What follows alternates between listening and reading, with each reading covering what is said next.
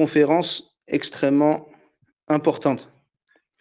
Une conférence qui concerne l'ensemble des musulmans qui vivent dans les pays des non-musulmans et qui concerne aussi les musulmans qui vivent dans les pays des musulmans et qui peuvent être tentés par le fait de se rendre dans les pays des non-musulmans. Et cette conférence avait été prévue depuis un long moment. Elle fait partie de la série des conférences spéciales sur les différents sujets d'actualité comme Al-Rawafid, Al-Tabligh, Al-Asha'ira ou autres. Et nous avons voulu traiter de ce sujet car il y a énormément d'ambiguïtés qui touchent les musulmans et les musulmanes au sujet de la hijra. Et nous espérons d'Allah tabaraka wa ta'ala qui nous facilite afin de pouvoir répondre à ces ambiguïtés par le cours de ce soir. Ainsi, barakallahu fikum, al-hijra, qu'est-ce que c'est? Al-hijra, ça vient de l'hajr, qui est en arabe al-tark, qui est le fait de délaisser quelque chose, le fait de laisser. Tu dis par exemple, atruku hadha, je laisse cette chose. Wa-tarku, c'est le fait de délaisser, cette chose. Et vient de cela, al-hajr, le boycott, par exemple, qu'on fait vis-à-vis des innovateurs qui sont dangereux, qui appellent à l'innovation. Nahjuruhum, on les boycotte. Et cela vient de cela, le fait de les délaisser. Ainsi, barakallahu fikum, Ibn Rajab dit dans son livre Jami' al-Ulum wal-Hikam que la base de la hijra, c'est le fait de quitter un pays de polythéisme et de le délaisser pour se rendre dans un pays d'islam, comme les muhajiroun l'ont fait avant la libération de Mecca, lorsqu'ils ont accompli la hijra vers la ville du prophète salawatullahi wa salamuhu alayhi. Certains parmi eux avaient déjà émigré plus tôt vers la terre de Al-Habasha, qui est quoi? Qui est l'Abyssinie, auprès du roi Al-Najashi. Le prophète sallallahu alayhi wa sallam a informé que cette émigration varie en fonction des intentions et des objectifs qu'on y attribue. Parce qu'il fait part du hadith très connu, innamal a'malu binniyat. Et, barakallahu fikum, donc nous allons parler de ce sujet, le fait de laisser un pays de polythéisme et de délaisser pour se rendre dans un pays d'islam.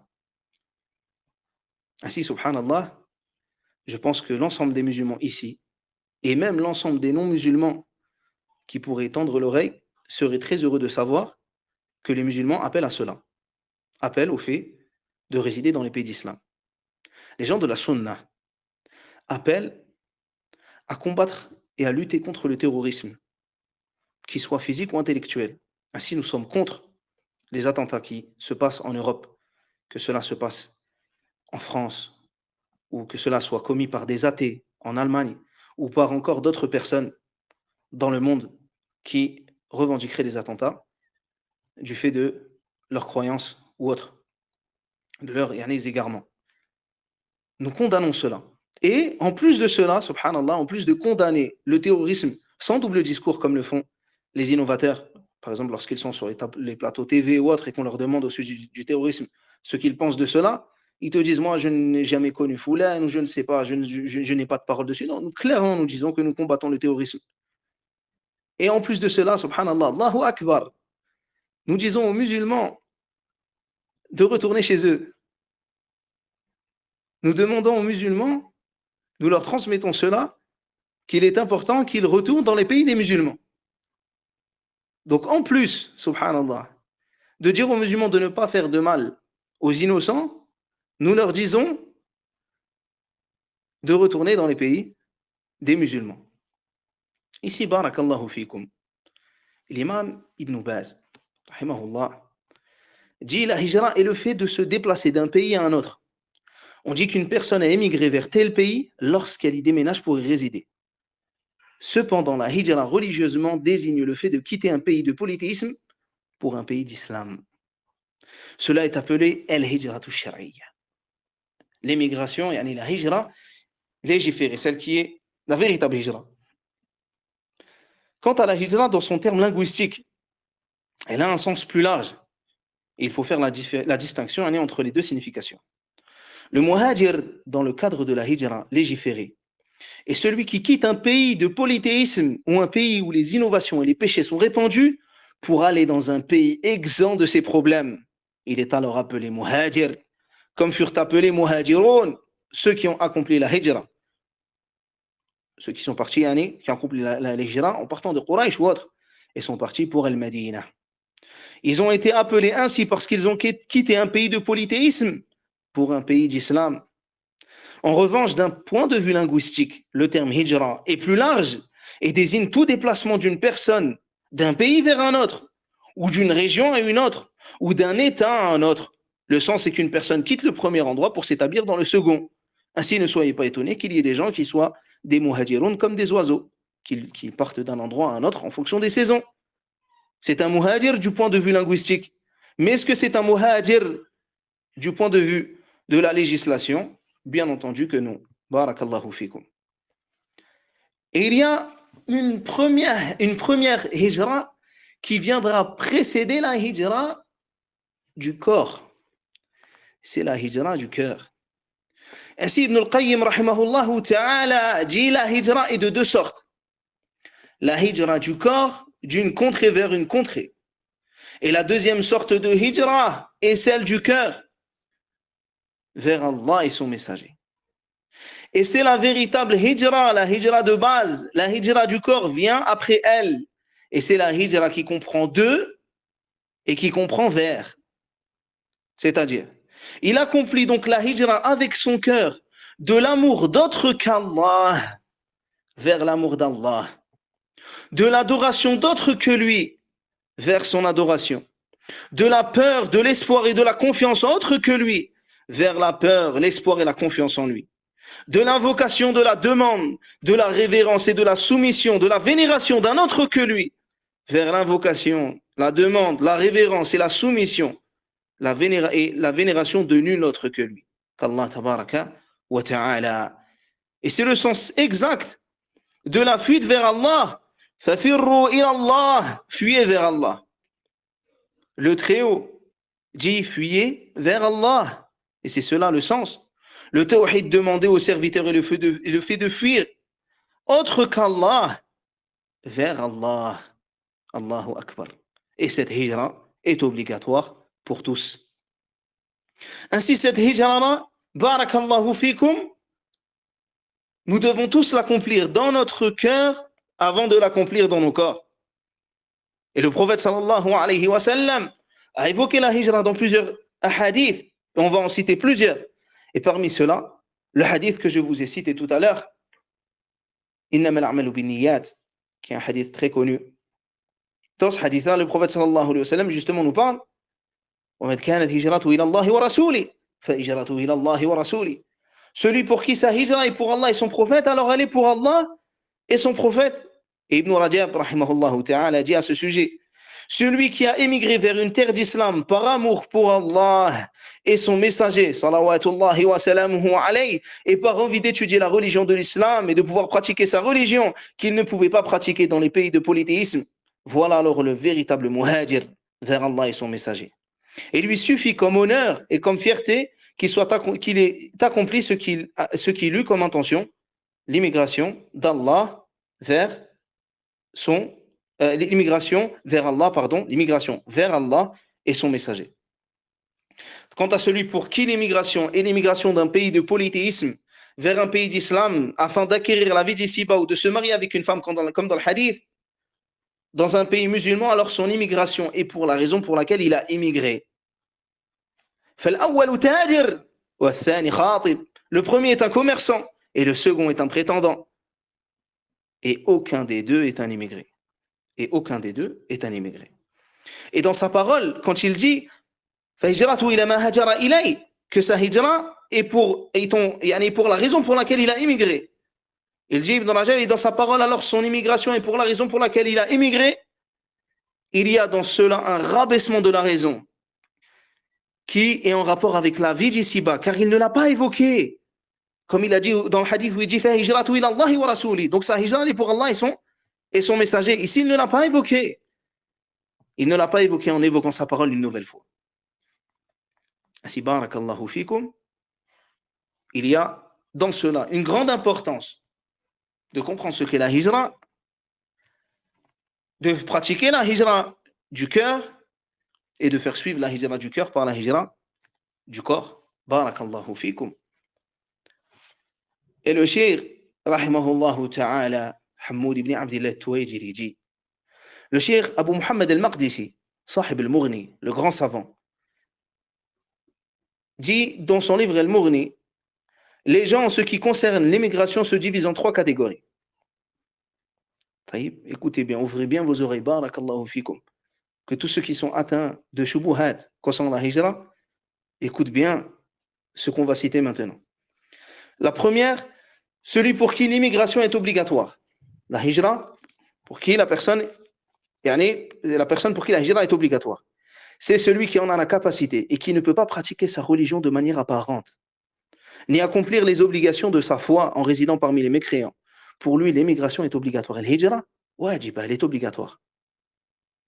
Car Allah dit, ceux qui ont fait du tort à eux-mêmes, dans le sens de la traduction rapprochée, ceux qui ont fait du tort à eux-mêmes, les anges enlèveront leurs âmes en disant, où étiez-vous, où en étiez-vous à propos de votre religion? Ils disent, nous étions impuissants sur terre, dirent-ils. Alors les anges diront, au sujet de cette hijra, la terre d'Allah n'était-elle pas assez vaste pour vous permettre d'accomplir votre hijra? Voilà bien ceux dont le refuge est l'enfer et quelle mauvaise destination. Le cheikh dit ici, c'est un avertissement sévère qui montre l'obligation de la hijra, car accomplir les obligations religieuses est une obligation pour celui qui en a la capacité, et la hijra fait partie des nécessités. Et l'obligation de sa complétude est la règle connue que rappelle le cheikh, ce qui est nécessaire à l'accomplissement de l'obligation est obligatoire. Ainsi, barakallahu fikum. Est-ce que quelqu'un doute dans la situation dans laquelle malheureusement les musulmans dans certains pays d'Europe se trouvent? Est-ce que quelqu'un doute de ne pas tomber dans cette catégorie qui est obligatoire de base, là dont on vient de parler, qui est obligatoire? Taïb, celui pour qui l'immigration est obligatoire, c'est celui qui en a la capacité et qui ne peut pas pratiquer sa religion de manière apparente ni accomplir les obligations de sa foi en résidant parmi les mécréants. Barakallahu fikum. On n'arrive même pas, malheureusement, à préserver le voile de nos femmes sur nos passeports d'identité. Des choses simples que même dans des pays qui parfois combattent l'islam dans le monde, cela est autorisé. Wallahu al-musta'an. Passons maintenant à la catégorie d'après dont parle Ibn Qudama. Il dit, celui pour qui la hijra et l'immigration n'est pas obligatoire. Taïb. C'est celui qui en est incapable, soit en raison de la maladie, de la contrainte, de rester sur place, ou en raison de la faiblesse des femmes, des enfants et des personnes dans une situation similaire. Pour ces personnes, alors elle n'est pas obligatoire. C'est-à-dire, ils sont quoi? Ils sont ma'dhour. Ils sont pardonnés, ils sont excusés de cela. Parce qu'ils n'ont pas la possibilité. Sauf les opprimés, parmi les hommes et les femmes et les enfants qui ne peuvent pas trouver de moyens vers cette hijra, comme dans le sens du verset. Ils ne connaissent pas de chemin, de moyens de pouvoir accomplir cette hijra. Cela alors, Allah leur pardonnera, et il est pardonneur et miséricordieux. Il peut arriver qu'une personne voit que tombe dans un cas où la hijra est obligatoire pour elle. Mais elle n'a pas les capacités de pouvoir faire sa hijra. Elle n'a pas l'argent peut-être nécessaire pour ce déplacement. Qu'Allah enrichisse ceux qui sont dans cette situation. Allahumma amin. Où la personne est malade d'une maladie tellement grave qu'elle ne peut pas se faire soigner dans un pays musulman. Elle est obligée de se faire soigner dans un pays des non-musulmans. On n'a pas le choix. Ou elle a une contrainte quelconque qui l'empêche, quelque chose de véritablement grave. Comme par exemple, un homme qui aurait une maman qui ne peut pas se déplacer par exemple d'un endroit à un autre de par sa grande maladie par exemple, et qu'elle ne peut pas se faire soigner dans un pays musulman, et que l'homme par exemple est le seul qui peut s'occuper d'elle à ce moment-là, et qu'il donc s'occupe d'elle pendant un moment donné. Et bien sûr, il y a énormément de cas où les gens prétextent ces choses-là, mais en réalité, ils peuvent très bien accomplir leur hijra. Car être malade ou être en difficulté peut aussi se faire dans un pays musulman. Sinon, comment font les millions de malades ou les millions de gens en difficulté qui vivent dans les pays des musulmans. Ou il se peut que la personne, ce soit une femme, qu'elle n'ait pas la connaissance nécessaire pour accomplir sa hijra. Alors il faut qu'elle apprenne, qu'elle demande afin d'avoir la connaissance nécessaire pour l'accomplir. Et il ne faut pas qu'elle parte du jour au lendemain dans un endroit, par exemple, qui pourrait être encore plus dangereux que dans l'endroit dans lequel elle est. Comme cela arrive, et des fois, il se passe des histoires, Allah al-Musta'an. Ou une personne, par exemple, qui veut faire la hijra, mais qui n'a pas de papier qui lui permette d'accomplir la hijra. Mais bien sûr, il ne faut pas que cette intention soit du fait que je n'ai pas les moyens d'accomplir cette hijra parce que je n'ai pas de papier de pays musulmans arabes. Car il y a aussi des pays qui ne sont pas des pays arabes où le non-musulman, où le musulman qui ne possède pas la nationalité de ce pays, qui sont des non-arabes, taïb, il peut accomplir peut-être sa hijra là-bas. Et la hijra n'est pas condensée seulement sur les pays arabes. Il se peut donc qu'une personne ne trouve pas de moyens dans un pays arabe et qu'il en trouve autre part. Et nous connaissons des muhajirons dans ce cas. Ainsi, il faut regarder l'excuse, mais il faut bien comprendre une chose. C'est qu'il ne faut pas chercher des excuses là où il n'y en a pas. Naam, il y a des personnes qui tombent dans ce cas-là. Mais beaucoup de gens se trouvent des excuses. Et celui qui veut faire une chose se donne les moyens. Tandis que celui qui ne veut pas faire la chose se trouve beaucoup d'excuses. Wallahu al-musta'an. Et nous connaissons des frères convertis qui sont partis en hijra avec très peu de moyens dans des pays réputés difficiles au niveau de la hijra. Et Allah Azza wa Jalla les a préservés jusqu'à maintenant. Et le shir dit, ils ne sont plus considérés comme étant dans une situation où la hijra est préférable, car elle est au-delà de leur capacité. Il y a des gens qui tombent dans ce cas-là, et eux, leur situation, c'est pendant le moment où ils sont dans l'incapacité, ils doivent essayer de faire les causes pour avoir la capacité. Et en attendant, ils sont pardonnés par Allah Azza wa Jal. La troisième catégorie, celui pour qui al-hijra est préférable. Écoutez bien ici, parce que ça concerne une chouba, une ambiguïté qui est très présente en France. Mais non obligatoire. C'est celui qui en a la capacité, mais qui peut encore pratiquer sa religion et accomplir ses obligations et les appliquer. Et ça, les ikhwan, les partisans de la secte des ikhwan, ils connaissent ces textes. Et du coup, ils vous disent que ils essaient de faire comprendre ça dans la masse des gens, de faire passer ce message indirectement, de dire on pratique mieux notre religion dans les pays des mécréants que dans les pays d'islam. Pourquoi ils font cela? Car ils savent que s'ils ne disent pas cela, ce passage-là, les concerne. Et ils essaient donc de pouvoir rentrer dans ce qui est préférable, c'est seulement préférable, parce qu'on peut pratiquer notre religion. Et donc Ibn Qudama dit, dans un pays de mécréance, pour lui l'émigration est conseillée afin qu'il puisse lutter contre les ennemis de l'islam, multiplier le nombre de musulmans et les soutenir. Et c'est mieux pour lui qu'il retourne dans un pays musulman, afin d'être une cause de bien dans ce pays. Il dit, et s'éloigne de l'augmentation et du fait de se mêler aux mécréants, de voir leurs méfaits, d'être influencé par eux. Cependant, l'émigration n'est pas obligatoire pour lui car il peut accomplir ses obligations religieuses sans avoir besoin d'accomplir la hijra. Barakallahu fikum. Est-ce que cela nous concerne? Nous, comme je vous ai dit tout à l'heure, qui n'arrivons même pas à préserver l'honneur de nos épouses et de nos filles. Tu es pratiquant et arrivé à un certain âge, tu dois dire à ta fille qui veut se voiler, qui est pudique, tu dois dire à ta fille qu'elle n'a même pas le droit de se couvrir une chose qu'une non-musulmane, elle a le droit. Et cela juste parce qu'elle est musulmane. Elle n'aura donc pas le droit de se couvrir son derrière comme le ferait une non-musulmane. Wallahu al-musta'an. Et la personne te dit que la hijra, c'est préférable pour moi. Tu n'arrives même pas à préserver ta fille, la hijra, elle est préférable pour toi.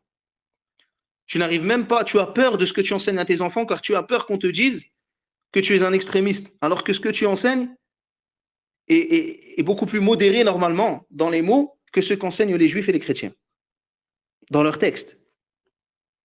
Mais toi, comme tu es musulman, on t'empêche même de transmettre l'islam à tes enfants comme tu voudrais le transmettre. Certains sujets, tu ne peux même plus en parler. Car si tu en parles, on va t'accuser de choses alors que même si tu es loin du terrorisme et que tu combats le terrorisme on va finir quand même par t'accuser de choses. Pourquoi? Parce qu'au final, ce n'est pas seulement le fait que tu combattes le terrorisme que certains veulent, mais c'est le fait que tu abandonnes ta religion. Tu leur dis, oui, je combats le terrorisme, je ne ferai jamais de mal à un concitoyen, comme ils disent. Et vraiment, ça fait partie de ta foi, de ce en quoi tu crois. Mais pour eux, ce n'est pas suffisant. Pour eux, ce n'est pas seulement que tu ne représentes pas un danger que certains d'entre eux veulent. Ils veulent, en plus de cela, que tu abandonnes ta religion. Et malgré le fait que tu vois cela, que tu ne sais même plus comment éduquer tes enfants correctement, tu entends des gens qui te disent, moi, la hijra, elle n'est pas obligatoire. Wallahu al-musta'an. Et là, je ne viens que de citer certains méfaits que vous connaissez tous et que celui qui est honnête acceptera et ne rejettera en aucun cas cet énoncé. Barakallahu fikum. Et le cheikh ici dit, et dans Al-Furu', il est mentionné que Ibn al-Jawzi a dit que la hijra est obligatoire pour cette dernière catégorie. Là, celle qu'on vient de dire que c'est préférable. Ibn al-Jawzi dit, elle est obligatoire. Ou atlaqa, il le dit de manière absolue. Et le cheikh ici dit, ce que mentionne Ibn al-Jawzi est juste et est une parole forte, car cela est clairement démontré par la parole du Coran et des hadiths à venir.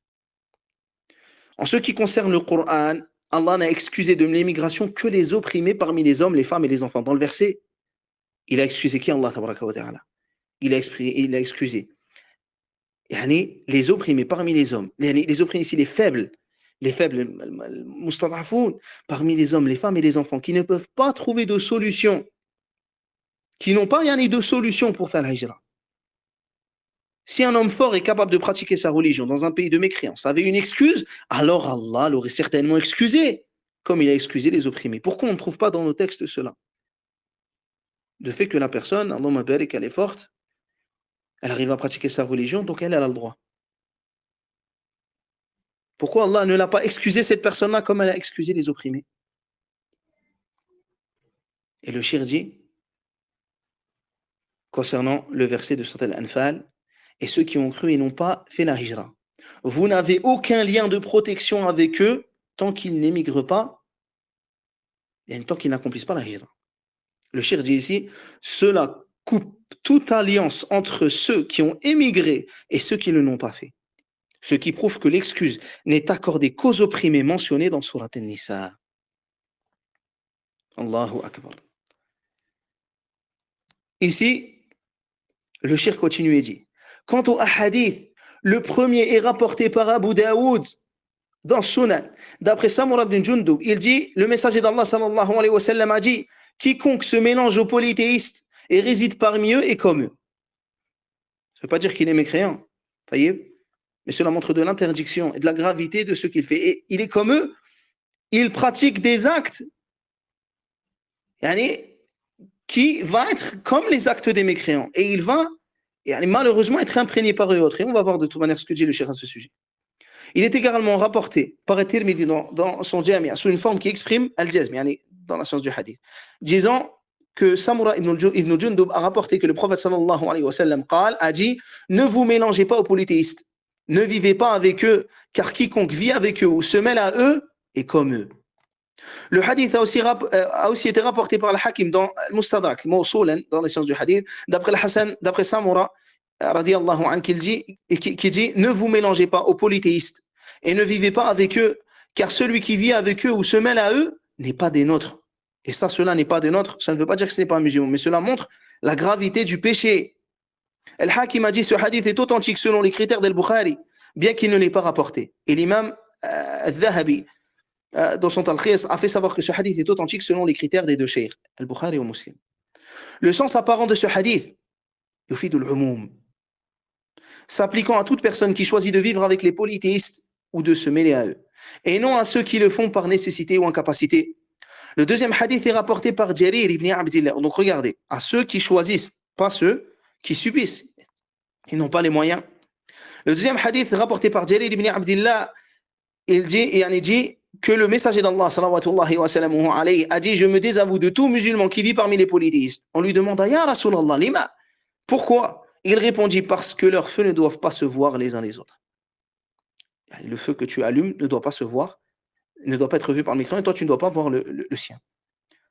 Il est aussi rapporté par Tabarani dans dans le Kabir wal Bayhaqi de Sunan, sous une autre version, quiconque vit parmi les polythéistes, il dit dans le sens de la traduction, je suis innocent. Il n'est pas sous sa protection, il n'est pas sous sa dhimma. Al-Fadl ibn Ziyad a dit, j'ai entendu Ahmed, qu'Allah lui fasse miséricorde, être interrogé sur le sens de ne pas voir leur feu. Et il répondit, cela signifie, ne réside pas dans un endroit où lorsque tu allumes un feu, les polythéistes voient sa lumière. Et lorsqu'ils allument leur lumière, tu vois la leur. Au contraire, éloignez-vous d'eux. Et cela, barakallahu fikum, cela ne veut pas dire qu'on doit avoir un mauvais comportement avec les non-musulmans, les faire fuir de l'islam ou les insulter ou a'udhu billah, comme font les innovateurs parmi les terroristes ou autres qui tuent les non-musulmans innocents. Non, nous ne faisons pas cela. Mais simplement, notre religion nous demande de vivre avec les musulmans. Où est le mal à cela? Il dit, j'ai dit, il y a dans ces deux hadiths une mise en garde sévère pour celui qui se mélange aux polythéistes et qui vit avec eux par choix. Alors que les musulmans qui récitent parmi les païens, les apostats, les chrétiens, les adorateurs du feu ou les ennemis de l'islam, ou les ennemis d'Allah, le Très-Haut prennent garde d'être atteints par cette sévère mise en garde, ainsi que la mise en garde présente dans Surat An-Nisa, la mise en garde de l'enfer. Wallahu al-musta'an. Le troisième hadith d'après Anas ibn Malik. Le prophète sallallahu alayhi wa sallam a dit, ne vous éclairez pas avec le feu des polythéistes. Ce hadith a été rapporté par l'imam Ahmed al-Bukhari dans Tariq al-Nasai Abu Ya'la. Certains savants ont expliqué ce hadith en disant qu'il signifie, ne vous rapprochez pas de leur demeure où vous seriez avec eux dans leur pays, mais éloignez-vous d'eux et migrez loin de leur contrée. Abu Sa'adat ibn al-Athir a ajouté, cela signifie ne pas prendre conseil d'eux, ni suivre leurs avis, car la lumière est une métaphore pour la vie dans les moments de confusion. Cela est aussi rapporté d'après le Hassan al-Basri. De même, il a été rapporté qu'Al-Hassan a dit que le prophète sallallahu alayhi wa sallam a interdit de demander l'aide des polythéistes, quelle que soit l'affaire. Et ce qui apparaît, c'est que l'interdiction concerne les deux aspects qu'on vient de citer. Il est interdit pour le musulman de vivre parmi les polythéistes de son plein gré. Et il est également interdit de consulter ou de prendre leurs avis. La première parole est celle qui apparaît comme étant la plus proche, car cela est soutenu par le hadith qui dit que ne se voit pas leur feu, et par la parole du prophète sallallahu alayhi. Dans un hadith rapporté par Zuhri, ne voit pas le feu d'un polythéiste, sauf dans le cas de l'harb, lorsque les musulmans sont dans ce cas-là. Et ça ne veut pas dire que celui qui réside là-bas alors doit faire du mal à des innocents. Le quatrième hadith, d'après Bahz ibn Hakim, d'après son père, d'après son grand-père, qu'Allah l'agréé, radiyallahu anhu. Le messager d'Allah, radiyallahu anhum, le messager d'Allah sallallahu alayhi wa sallam a dit, Allah n'acceptera aucun acte d'un polythéisme après sa conversion à l'islam tant qu'il ne se sépare pas des polythéismes et ne rejoint les musulmans. Ça montre l'importance de rejoindre les pays des musulmans et de la gravité de rester dans les pays des non-musulmans. Ce hadith a été rapporté par l'imam Ahmed, An-Nasai al-Hakim dans le Mustadrak. Al-Hakim a dit cette chaîne de transmission est authentique selon les critères de Bukhari, bien qu'il ne l'ait pas rapporté. Et Hafiz al-Dhahabi a confirmé cela dans Takhlias. Le cinquième hadith, d'après Yazid ibn Shakhir, il dit, alors que j'étais avec Mutarraf, un homme entra avec un morceau de cuir et dit, voici ce que le messager d'Allah sallallahu alayhi wa sallam a écrit. Y a-t-il quelqu'un parmi vous qui sait lire? Je dis, moi je sais lire. Et voici ce qu'il contenait.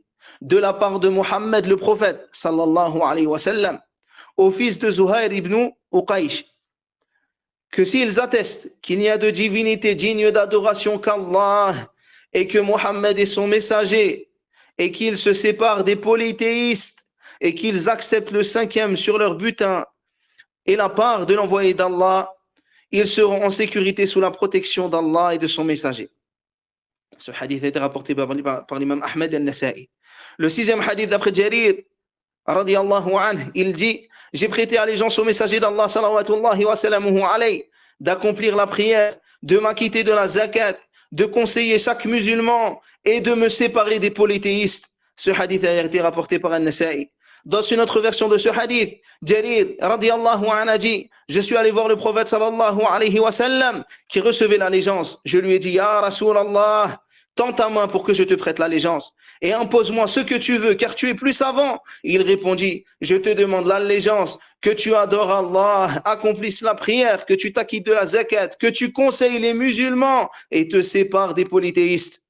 Le septième hadith, D'après Abu Yusr Ka'b ibn Amr, qu'Allah l'agrée, il dit, radiallahu anhu, il dit, je suis allé voir le prophète sallallahu alayhi wa sallam qui recevait l'allégeance des gens. Je lui ai dit, Ya Rasulallah, tends ta main pour que je te prête allégeance et impose-moi ce que tu veux car tu es plus savant des conditions. Il répondit, je te demande l'allégeance, que tu adores Allah, accomplisses la prière, que tu t'acquittes de la zakat, conseille le musulman et te sépare du polythéiste.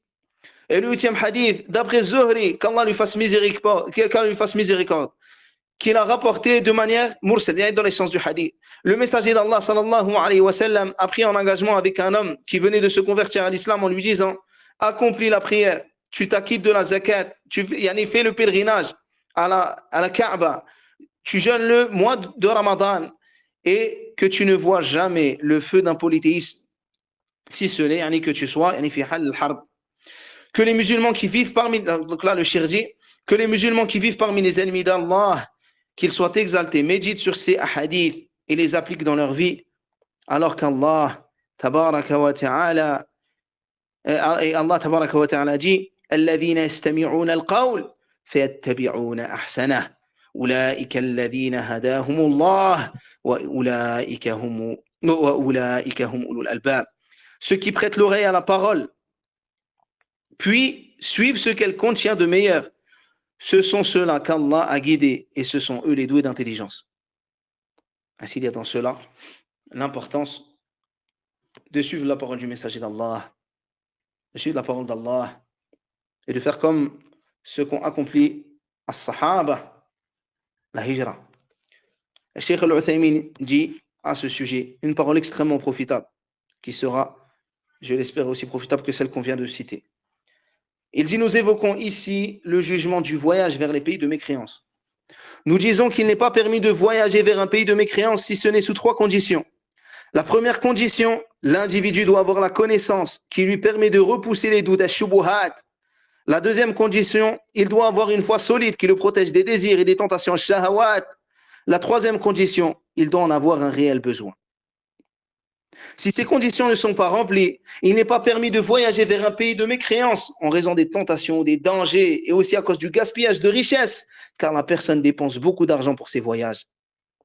Cependant, si le voyage est nécessaire pour des raisons telles que des soins médicaux ou pour acquérir un savoir qu'il ne peut trouver dans son pays et qu'il a la connaissance et la foi mentionnées, cela est permis. Quant au voyage pour le tourisme, barakallahu fikum, dans les pays de mécréance, cela n'est pas nécessaire. Il est possible de se rendre dans les pays islamiques où les habitants préservent les rites de l'islam. De plus, certaines régions de nos pays, louange à Allah, sont devenues des destinations touristiques dans certaines régions. Et il est donc possible pour la personne de s'y rendre pour passer ses vacances là-bas. Ainsi, il y a des pays musulmans vers lesquels nous pouvons aller pour faire du tourisme. Et quand je vous parle de pays musulmans, en plus de cela, rajoutons une chose. Des pays musulmans où il n'y a pas des péchés propagés à chaque coin de rue.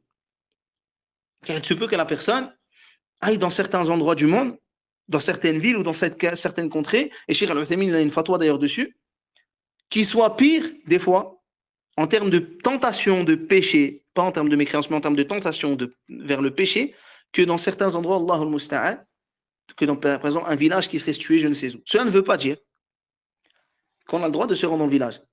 Mais cela veut dire que dans cet endroit où tu sais que tu vas tomber dans le péché, il ne faut pas que tu t'y rendes aussi. Ainsi, il est important de comprendre ces 2 interdictions. Le shir dit, quant à la résidence dans un pays de mécréants, donc regardez là, déjà le tourisme, c'est interdit s'il n'y a pas de raison valable. Et tu vois des gens qui se prennent en photo, ils prennent des selfies dans tel ou tel pays comme si c'était quelque chose de magnifique. Allahul Musta'an. Quant à la résidence dans un pays de mécréants, elle comporte un grand danger pour la religion, les mœurs, le comportement et l'éthique. Quant à la résidence dans un pays de mécréants, elle comporte un grand danger pour la religion, les mœurs, le comportement et l'éthique. Nous avons vu, et d'autres aussi, de nombreux cas de déviation de personnes qui sont restées là-bas et sont revenues changées. Certaines sont revenues comme débauchées Et d'autres sont même revenus apostats, reniant leur foi et devenant des incroyants, qu'Allah nous en préserve, allant jusqu'à nier totalement la religion et se moquer d'elle, ainsi que de ses partisans, qu'ils soient les prédécesseurs ou les successeurs. C'est pourquoi il est impératif de se protéger de cela et de mettre en place les conditions qui empêchent de tomber dans ces pièges. Et combien de personnes qui avaient appris le livre d'Allah se sont retrouvées sur les bancs parisiens en train de boire de l'alcool? Combien de personnes qui te disent j'étais austère dans tel ou tel endroit où j'ai fait telle ou telle études religieuses ont fini débauchés dans certaines rues de France ou dans certaines rues d'Europe. Wallahu al-musta'an. Combien de personnes, en partant pour visiter ces pays, sont revenus chez eux en transportant le mal? Et on va voir, le cheikh va en parler. Résider dans un pays de mécréance nécessite deux conditions principales. La première des conditions, la sécurité du résident en ce qui concerne sa foi, de sorte qu'il possède la connaissance, la foi et la forte détermination nécessaires pour rester ferme dans sa religion, éviter les déviations et les erreurs et égarements, et qu'il n'ait pas d'alliance dans son cœur pour les mécréants, et qu'il n'ait pas de proximité avec eux. Il doit s'éloigner de leur alliance et de leur amour, car leur alliance et leur amour sont contraires à la foi en Allah.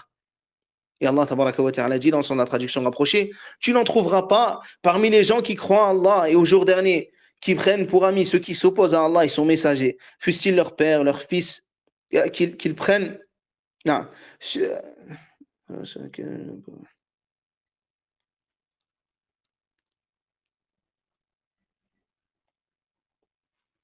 Non. Fussent-ils leur père, leur fils, leur frère ou les gens de leur tribu. Il a prescrit la foi dans leur cœur. Il les a aidés de son secours. Il le fera entrer dans les jardins sous lesquels coulent des ruisseaux, où ils demeureront éternellement. Allah les a agréés et il l'agrée. Ceux-là sont le parti d'Allah. Le parti d'Allah est celui de ceux qui réussissent. Ainsi, barakallahu fikum. Il est important de comprendre que le fait de dire cela ne veut pas dire qu'on doit mal se comporter avec eux, qu'on ne doit pas faire preuve, par exemple, pour celui qui a des voisins, de faire preuve de générosité avec eux ou qui doit les insulter ou autre. Non, mais cela fait partie de notre foi. Ceux pour qui tu as cet amour et cette alliance, c'est le musulman. Et il y a des gens, malheureusement, qui ont cet amour et cette alliance pour les non-musulmans encore plus que celle qu'ils devraient avoir pour les musulmans. Wallahu al-musta'an. Et il dit aussi dans la traduction rapprochée, oh les croyants, ne prévenez pas pour allier les juifs et les chrétiens. Ils sont alliés les uns des autres. Et celui d'entre vous qui les prend pour alliés devient un des leurs. Allah ne guide certes pas les gens injustes. Et cela, encore une fois, ne veut pas dire que la personne doit tuer les juifs et les chrétiens, ou leur faire du mal, ou les voler, ou leur faire je ne sais quoi. Au contraire, le musulman doit être un exemple, en Europe ou ailleurs, de bon comportement, de bon caractère. Et c'est cela qui fait partie de la da'wa à Allah tabaraka wa ta'ala. Mais la da'wa à Allah azza wa jal, par le bon comportement, par les bons caractères, par le fait de protéger leur vie et leurs biens, ne veut pas dire devenir comme eux, participer à leurs égarements, et ne veut pas dire les aimer comme tu aimes le musulman ou comme tu aimes celui de qui tu connais la droiture parmi tes frères. Il est également rapporté dans un hadith authentique que le prophète sallallahu alayhi wa sallam a dit, celui qui aime un peuple en fait partie, et en fait partie de ce peuple. Et il dit, et l'homme sera avec celui qu'il a aimé. L'amour des ennemis d'Allah est l'un des plus grands dangers pour le musulman, car l'amour entraîne à l'adhésion de leurs idées, leur imitation, ou au minimum, de ne plus les blâmer. Le prophète sallallahu alayhi wa sallam a dit, celui qui aime un peuple en fait partie. Combien de gens ont vécu dans les pays des non-musulmans? Et à cause de cela, ils ont pris leurs habitudes. Et tu les vois, par exemple, à Noël, mettre le sapin dans leur maison. Il n'y a aucun problème. C'est du shirk, une chose qui à la base était condamnée même par les chrétiens. Mais pour ce musulman, qui pourtant est de la meilleure des communautés, la communauté sur la vérité, il se met à imiter les adorations des mécréants. Et il se met à leur ressembler dans leurs égarements. Et cela ne fait pas partie du bon comportement. D'ailleurs, si tu appelles les gens à l'islam, sache qu'un non-musulman aura beaucoup plus de respect pour toi si tu pratiques fermement ta religion, tout en ayant un bon comportement, en appelant les gens à l'islam de la bonne manière, qu'ils voient de toi la bonté, qu'ils voient de toi la douceur, qu'ils voient le fait que véritablement, tu protèges leur vie et leur bien, car jamais tu ne ferais de mal à un innocent. Comme cela, tu les toucheras beaucoup plus en étant sur une religion ferme qu'en étant quelqu'un qui a deux visages, qu'en étant quelqu'un qui est bancal dans sa religion. Et ils se moqueront de toi en privé comme en public. Et les réseaux sociaux, ou même les informations témoignent de cela, du fait que les mécréants se moquent de ceux qui ont deux visages parmi ceux qui parmi les musulmans, parmi ceux qui essaient de leur montrer que l'islam, entre guillemets, est ouvert comme ils disent, alors qu'en réalité, les mécréants eux-mêmes se moquent d'eux. Et ils savent très bien au fond d'eux que ce n'est pas ça l'islam. Taïb. La deuxième condition, l'individu doit être en mesure de pratiquer sa religion librement, clairement, de manière apparente, en accomplissant les rites de l'islam sans aucune interdiction. Il doit pouvoir prier, assister à la prière du vendredi et aux différentes prières à la mosquée de manière générale, la zakat, le pèlerinage, le jeûne et autres rites de la religion. Si cela n'est pas possible, il n'est pas permis de résider dans ce pays, car l'émigration devient alors une obligation, comme le mentionne le livre El-Mourni. Et nous sommes concernés par l'obligation de base, comme je l'explique depuis le début de la conférence, avec les avis dans le Mourni, les avis qu'a ramené le Cheikh Hamoud bin Abdullah Touajiri et les avis aussi qu'on voit ici, parmi ce que justement rapporte Al-Uthaymin. Il dit parmi les catégories de personnes qui doivent émigrer, il y a ceux qui sont capables d'émigrer mais qui ne peuvent pas pratiquer leur religion, accomplir les devoirs de leur foi tout en vivant parmi les mécréants. Ceux-ci doivent émigrer, ils ont la capacité, ils doivent le faire. Ils doivent le faire. Et comme Allah a dit, ceux dont les anges prennent l'âme alors qu'ils sont injustes envers eux-mêmes, ils disent, où étiez-vous? Ils répondent, nous étions opprimés sur terre. Nous étions parmi ceux qui étaient mustadafin, ceux qui étaient dans la difficulté. Ils disent, n'était-ce pas, ils disent, la terre d'Allah n'était-elle pas assez vaste, dans le sens de la traduction approchée, le verset qu'on a cité tout à l'heure, pour que vous fassiez, vous accomplissiez votre hijra? Allah al-Musta'an. Et le shir dit, après avoir cité une parole similaire à ce qu'on a cité tout à l'heure. Pour cela que je passe directement dans sa partie où il dit, après avoir satisfait ces deux conditions principales, la résidence dans un pays de mécréants se divise en plusieurs catégories. La première, y résider pour prêcher à l'islam et inciter les gens à y adhérer. Cela constitue une forme de djihad et une obligation collective pour ceux qui en ont la capacité, à condition que la chose soit réalisable et qu'il n'y ait personne pour l'empêcher ou pour empêcher qu'on y réponde.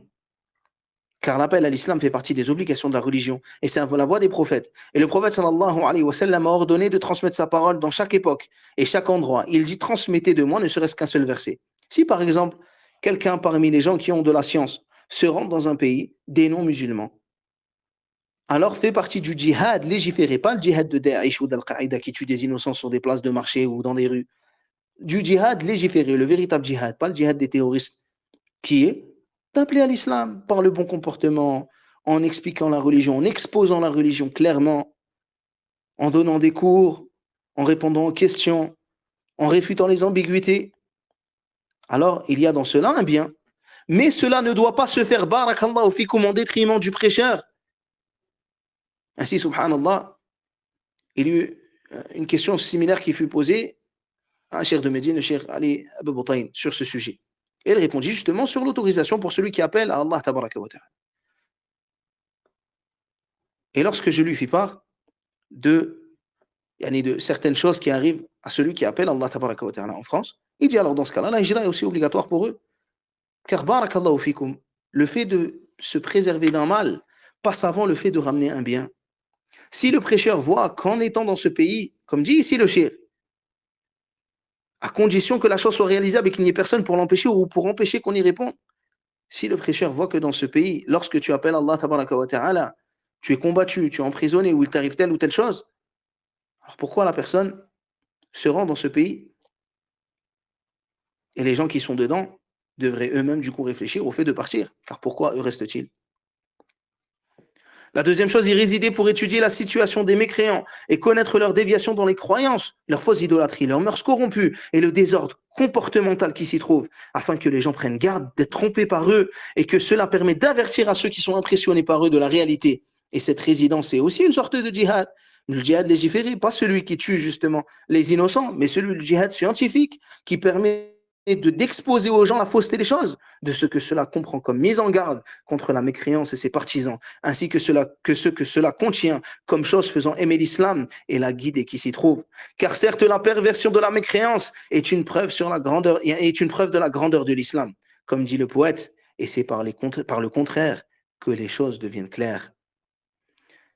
Mais il faut qu'il y ait une condition qui soit respectée. C'est que le but de cela soit atteint sans qu'il y ait un mal qui soit plus grand que le bien. Et si le but ne peut pas être atteint par l'interdiction de la propagation de ce sur quoi ils sont, et la mise en garde de cela, alors il n'y a aucun intérêt à y résider. Et si le but est atteint, mais qu'il est accompagné d'un mal encore plus grand, comme le fait qu'en faisant cela, l'islam est insulté, ou le messager d'Allah sallallahu alayhi wa sallam est insulté, les imams ou les savants de l'islam, il est obligatoire d'y mettre un terme, comme dit Allah tabaraka wa ta'ala dans le verset de l'An'am qu'on a cité précédemment. Ressemble à cela le fait de résider dans leur pays afin d'être une personne qui va informer les musulmans, afin qu'ils puissent être avertis au sujet des ruses qu'ils préparent contre les musulmans et que les musulmans prennent garde à ces ruses, comme le prophète sallallahu alayhi wa sallam a envoyé Hudayfa ibn al-Yaman aux mouchriquins lors de la bataille d'Al-Khandaq. Troisième catégorie, y résider pour des raisons d'intérêt pour les besoins d'un État musulman ou pour les intérêts des relations avec les pays de mécréance. À l'instar, par exemple, barakallahu fikum, comme dit le cheikh ici, à l'instar des diplomates, leur jugement dépend de la mission pour laquelle ils sont envoyés. Par exemple, un attaché culturel vit dans ce pays pour superviser les étudiants et les encourager dans la pratique de l'islam, ainsi que ses mœurs et caractères. Ainsi, le fait qu'il réside entraîne un grand bien et éloigne d'un grand mal. La quatrième des choses, c'est quoi? C'est vivre, y résider pour des raisons personnelles permises, comme le commerce ou les soins médicaux. La résidence est autorisée tant qu'elle reste dans les limites de ce besoin spécifique. Tu ne me dis pas que tu commerces pendant 45 ans, en restant dans la capitale, peut-être dans un appartement avec vue sur la tour Eiffel. Wallah al-musta'an. Il faut que tu craignes Allah tabaraka wa ta'ala dans ce que tu dis. Wallah al-musta'an. Ou ils te disent, moi je vis là-bas, c'est pour des soins médicaux parce que j'ai souvent des rhumes. Ou par des soins médicaux parce que j'ai mal au dos de temps en temps. Allah al-musta'an. Certains restent là-bas parce qu'ils ont des aides pour telle ou telle chose, alors qu'ils pourraient trouver la même chose, alhamdoulilah, dans les pays musulmans. Et les gens de science ont expliqué que cela est autorisé de rentrer dans un pays de mécréance pour un besoin commercial, comme cela était fait par certains compagnons. Par contre, celui qui vraiment il y va pour le commerce, avec les conditions qu'on a citées, la base. La base. Après, il y a d'autres conditions qui viennent, que le commerce soit un commerce qui soit halal, qui soit autorisé, que la personne, comme on a cité tout à l'heure, ne tombe pas dans un danger en faisant cela. Il y a encore beaucoup de choses à voir, barakallahu fikum. La cinquième chose, y vivre pour y étudier. Cela rentre dans l'autorisation d'y résider pour un besoin, que cela comporte un plus grand danger, et sans que cela comporte un plus grand danger pour la foi. Barakallahu fikum. Il ne faut pas qu'en allant étudier là-bas, il y ait un grand danger pour ta foi, ou que cela soit sur sa religion, son comportement. Le cheikh dit, car l'élève ressent le fait qu'il soit en bas du professeur, le professeur est au-dessus de lui, et que le professeur soit en haut, soit supérieur à lui. En découle de cela que l'étudiant admire ses enseignants et devienne convaincu par leurs avis et leurs réflexions, ainsi que leur comportement. Il se met alors à imiter, si ce n'est celui qu'Allah a voulu préserver, et ils ne sont pas beaucoup. L'élève ressent le besoin de son professeur, ceci emmène vers son amour et le fait d'être complaisant envers lui au sujet de ses égarements et déviations. L'élève a pendant ses études des compagnons d'études qu'il prend comme amis, qu'il aime et avec qui il se rapproche. Il se retrouve imprégné par eux. Et en raison de ce grand danger, il est donc nécessaire que l'étudiant soit bien protégé. Il faut qu'en plus des deux conditions citées précédemment, qu'il y ait d'autres conditions. Donc là, on va parler d'autres conditions pour celui qui part dans ce cas-là. La première, que l'élève soit d'une grande maturité mentale, intellectuelle, qui lui permette de pouvoir discerner le bien de ce qui est nuisible. Il faut voir à son sujet aller sur le long terme, car envoyer de jeunes enfants, les faibles d'esprit, ceci est un grand danger au sujet de leur religion, de leur comportement, de leur caractère. Puis, c'est un danger sur l'ensemble de sa communauté, vers qui ils vont revenir et propager les poisons dont ils ont été atteints par les mécréants. Comme cela fut visible et comme la réalité des faits en témoigne, ainsi beaucoup de ceux qui ont été envoyés sont revenus transformés, ils sont revenus en ayant des déviations dans la religion, leur comportement, leur caractère, et ceci a causé un grand tort, que cela soit sur eux ou dans leur société, et les faits témoignent de cela. Et l'envoi de ces gens est semblable au fait d'envoyer une brebis au milieu des chiens affamés. Ainsi, il faut que la personne qui parte parmi cet étudiant, il soit quelqu'un qui soit sur la science, sur la capacité de résister à ces tentations. Deuxième condition, que l'élève ait la connaissance religieuse qui lui permette de faire la différence entre le vrai et le faux et de répondre au faux par le vrai pour ne pas qu'ils soient trompés par eux et par ce sur quoi ils sont comme faussetés. Sinon, ils pourraient voir cela comme la vérité, ou être trompés par une chose, ou qu'ils tombent dans l'ambiguïté, ou qu'ils les suivent sur le faux. Et dans l'invocation du prophète sallallahu alayhi wa sallam, Ya Allah, montre-moi la vérité. Arini al-haqqa haqqa, warzuqni ittiba'ah. Montre-moi la vérité comme étant la vérité, et accorde-moi son suivi. Et montre-moi le faux comme étant le faux, et accorde-moi mon éloignement de lui. Accorde-moi le fait de m'éloigner de lui. Et ne le rends pas ambigu à mes yeux, de sorte à ce que je ne me retrouve pas égaré. La troisième des conditions, que l'élève possède une religiosité qui le protège et vers laquelle il se réfugie contre la mécréance et la perversion. Ainsi, celui qui est faible dans sa religion n'est pas protégé en résidant dans ce genre de pays, sauf celui qu'Allah Azza wa Jalla a voulu protéger. Et ceci est dû aux grands troubles qui touchent l'individu et aux peu de choses qui le défendent. Les causes de la mécréance et la perversion dans ces pays sont fortes, différentes et nombreuses. Si elles touchent une personne faible qui n'est pas capable d'y résister, alors elles vont l'atteindre. La quatrième condition, qu'il y a un vrai besoin au sujet de la science pour laquelle il s'y rend. Il n'y va pas pour apprendre à faire du pliage ou à faire des retouches sur un petit vêtement. Qui est dans l'apprentissage de cette science un intérêt pour les musulmans et qui ne puisse trouver l'équivalence dans les écoles des pays musulmans. Ils te disent, moi je vais étudier dans tel pays, parmi les pays des mécréants ou dans lesquels il y a énormément d'interdits, et ils te disent, moi je vais là-bas, c'est pourquoi? C'est pour apprendre une chose qui à la base peut-être même contient un interdit de base religieuse. Wallahu al-musta'an. Et si cela fait partie des sciences, comme dit le cheikh, secondaires, dans lesquelles il n'y a pas d'intérêt bénéfique pour les musulmans, ou que cette science soit disponible dans les écoles des pays musulmans, il n'est alors pas permis pour lui de résider dans les pays de mécréants pour l'apprentissage de cette science. Ceci est dû au fait de la grande dangerosité sur la religion, les comportements, et dû au gaspillage d'argent sans aucun intérêt. Ensuite, le sixième point, donc là on est sorti des conditions pour l'élève. Le sixième point, y résider pour des raisons de résidence, pour que la personne, tout simplement, elle veut y résider. Cela représente un danger encore plus grand que ce qu'on a cité précédemment, et encore plus grand du fait de ce que cela implique comme danger. Car cela mène à une assimilation complète avec eux, et à faire ressentir à ce résident que c'est un résident qui est soumis à ce qu'implique cette nationalité, comme le fait d'être allié et d'augmenter le nombre de mécréants. Et il se met à suivre ce sur quoi sont ces résidents. Il se met alors à l'adoption de leurs mœurs, à l'adoption de leurs habitudes. Il se peut même qu'il les copie au sujet de leurs croyances. Allahul musta'an. Ne voyez-vous pas dans quel cas, malheureusement, notre communauté se trouve? Et l'interdiction de cela est venue dans la parole du prophète sallallahu alayhi wa sallam. Celui qui se mélange au polythéisme et qui vit avec eux est semblable à eux. Et ce hadith, malgré le fait qu'il soit doté d'une scène de transmission faible, il a malgré tout un sens pris en compte, car certes le fait de résider appelle au fait de ressembler. Combien malheureusement de familles leur ressemblent. Et d'après, non, ensuite le reste c'est un hadith qu'on a cité tout à l'heure au sujet des feux. Et le shir dit, comment le croyant pourrait être tranquille sur le fait d'habiter dans les pays des mécréants, qui élève les rites de la mécréance et dans le jugement sur autre que la loi d'Allah, qui juge sur autre que la loi d'Allah et de son messager, sallallahu alayhi wa sallam. Cela est visible de ses propres yeux, et il y entend cela de ses propres oreilles, et il accepte cela, mais même se revendique de ce pays.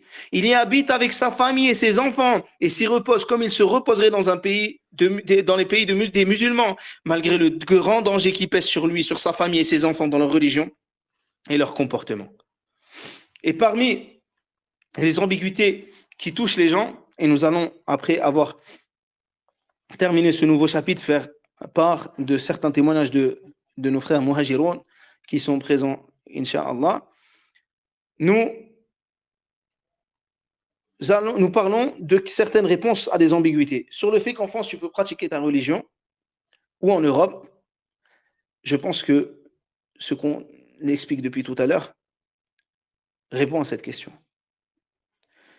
Sur le fait d'utiliser le fait que les musulmans ont fait la hijra, il est al-Habasha, en Abyssinie. Donc nous aussi, nous faisons la hijra, il est al-Habasha, en restant en France, en allant dans un village, en allant dans un endroit où il y a moins de mal, ou bien on en est au Canada ou en Angleterre. Peut-être que les gens aiment les arbres du Canada ou la sève des arbres ou aiment le thé à l'anglaise. Wallahu a'lam. Alors il faut bien comprendre une chose, c'est que cette hijra n'est pas une hijra d'un pays d'islam, d'un pays de mécréance vers un pays d'islam. C'est la hijra d'un pays de mécréance vers un pays de mécréance moindre. Car il est connu que la situation en Angleterre est beaucoup moins opprimante que la situation, par exemple, en France. Et la situation au Canada est beaucoup moins opprimante et avilissante que la situation en France. Ainsi, les musulmans en France vivent une islamophobie constante, que cela soit dans leur vie de tous les jours ou que cela soit euh, à travers la télé ou autre. Au point que énormément de non-musulmans qui résident dans ce pays, qui sont français, eux-mêmes se rendent compte de cela et prennent le parti des musulmans car ils se rendent compte de l'injustice que subissent les musulmans. Et certains musulmans ne se rendent pas compte de cela. Il y a des millions et des millions de Français qui se rendent compte que les musulmans sont pris pour cible à chaque heure de la journée sur toutes les chaînes télé, mais les musulmans eux-mêmes, parfois, ne se rendent pas compte. Comme je vous ai dit, celui qui veut faire une chose trouve des solutions, et celui qui ne veut pas la faire trouve beaucoup d'excuses. Malgré tout, les musulmans ne peuvent pas utiliser ce qui s'est passé ici, donc, dans ce qu'on va citer comme hadith, pour dire qu'on a le droit de faire la hijra vers un pays, yani, comme le Canada ou vers un pays comme l'Angleterre. Car ceci n'est pas une immigration d'un pays de couvre vers un pays d'islam, mais c'est une immigration d'un pays yani, d'un pays de couvre vers un pays de couvre où il y a moins d'oppression. Et ceci est semblable à ce qu'a rapporté Ibn Ishaq dans Sira, dans la biographie prophétique. Il dit Allah a protégé le messager d'Allah sallallahu alayhi wa sallam par Abu Talib, son oncle. Mais lorsque le prophète sallallahu alayhi wa sallam vit l'épreuve et la difficulté qu'enduraient ses compagnons et qu'Allah l'avait protégé, mais qu'il ne pouvait pas les protéger de leur propre peuple et qu'il n'y avait personne dans leur tribu pour les défendre comme son oncle Abu Talib l'avait fait, il leur ordonna de migrer vers l'Abyssinie. Il leur dit, il y a là-bas un roi qui ne fait de tort à personne dans son pays et c'est une terre de justice.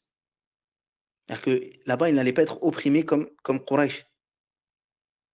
Il dit, prenez refuge auprès de lui, sallallahu alayhi wa sallam, et Allah vous apportera du soulagement par sa cause et vous donnera une issue à moi et à vous.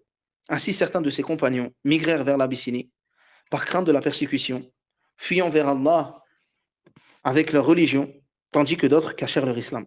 Ibn Sa'd a rapporté dans Tabaqat de Zuhri, il dit, lorsque le nombre des musulmans augmenta et que la foi devint manifeste et que le sujet devint d'actualité, de nombreux polythéistes et de Quraysh s'irritèrent de ceux qui avaient accepté l'islam parmi les tribus.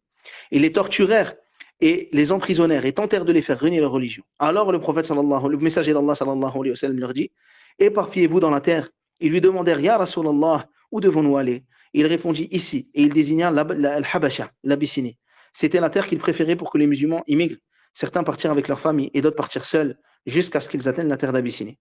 Et donc ça, barakallahu fikum, c'est possible pour la personne qui se retrouve, donc la hijra, pas d'un pays de coufre vers un pays d'islam, mais la hijra d'un pays de coufre vers un pays de coufre où il y a moins de mal, où il y a moins d'oppression. Par exemple, tu pars de la France au Canada ou de la France en Angleterre. Cela est possible pour la personne qui n'a pas le choix et qui se retrouve dans une situation où il ne peut aller dans aucun pays musulman. C'est une chose que pour l'instant, je n'ai pas vue. Parce que tous les pays musulmans qu'il y a sur la terre, il y a même des endroits où, subhanallah, on te donne la nationalité. Je ne dis pas que c'est facile. Hein. Je ne dis pas ça pour rendre les choses faciles. Mais il y a des endroits, ce n'est pas des pays arabes, où c'est très facile de résider. Avec tous les endroits qu'il y a sur la terre, on dit il faut aller en Angleterre.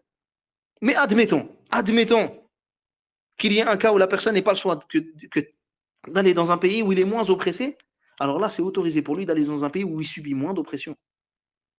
Comme ce fut le cas à l'époque du prophète sallallahu alayhi wa sallam.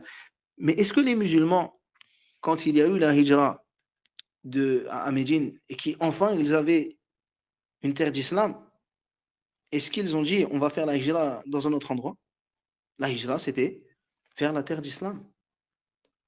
Ainsi, avant, barakallahu fikum, d'être tenté par aller dans ces pays, la majorité, subhanallah, qui sont tentés par cela, c'est pour des besoins, entre guillemets, de la vie d'ici-bas. Au lieu d'aller dans ces pays, barakallahu fikum, allez dans un pays musulman, peut-être qu'il ne contient, qui n'a pas de conditions difficiles pour résider. Peut-être que ce n'est pas un pays arabe, mais au moins c'est un pays où vous serez préservé. Peut-être même il y a des innovations dans ce pays. Mais la situation, elle est totalement différente entre un pays de kouf total, qui combat l'islam et qui oppresse les musulmans dans leur vie de tous les jours, et un endroit où il y a des innovations. Malheureusement, on fait doigt pour le dirigeant, et subhanallah, tu peux quand même pratiquer ta religion.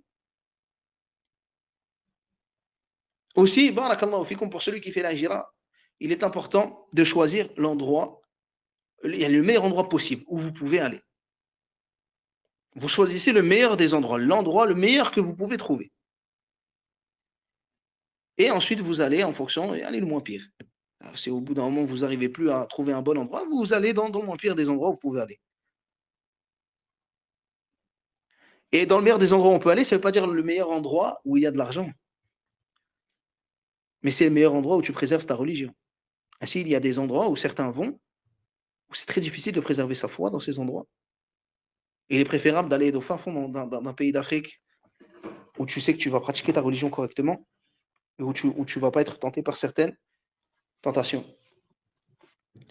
Ensuite, parmi les ambiguïtés, certains qui te disent, j'aime pas la mentalité des gens. Ta mentalité, déjà, c'est un problème à toi.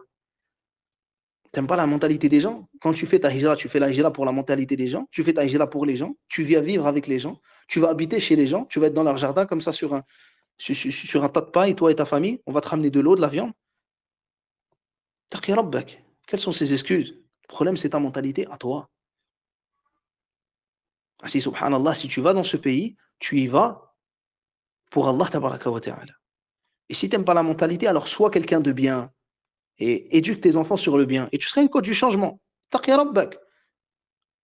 Tu fuis ce changement, tu fuis le fait d'aider les gens à changer. Wallahu musta'an. Ou ceux qui te disent il n'y a pas d'argent à faire. Et ça, les témoignages de nos frères vont, Inch'Allah, être profitables. Allahu Akbar. Comment ça, il n'y a pas d'argent à faire? Combien de gens, subhanallah, sont devenus riches dans les pays d'islam? Et combien de nos frères muhajiroun vivent beaucoup mieux que ceux qui vivent en France? Et wallahi, j'en connais à l'appel. Et quand je les vois, subhanallah, je me pose la question, est-ce que tout simplement la richesse, en plus de la richesse religieuse, elle n'est pas dans ces pays? Vous avez dans vos pays, barakallahu fikum, tout à faire maintenant. Vous avez, entre guillemets, ce qu'ils appellent l'Eldorado. Vous pouvez travailler dans ce que vous voulez de halal. Vous pouvez travailler dans toutes les conditions que vous avez en vie religieuse.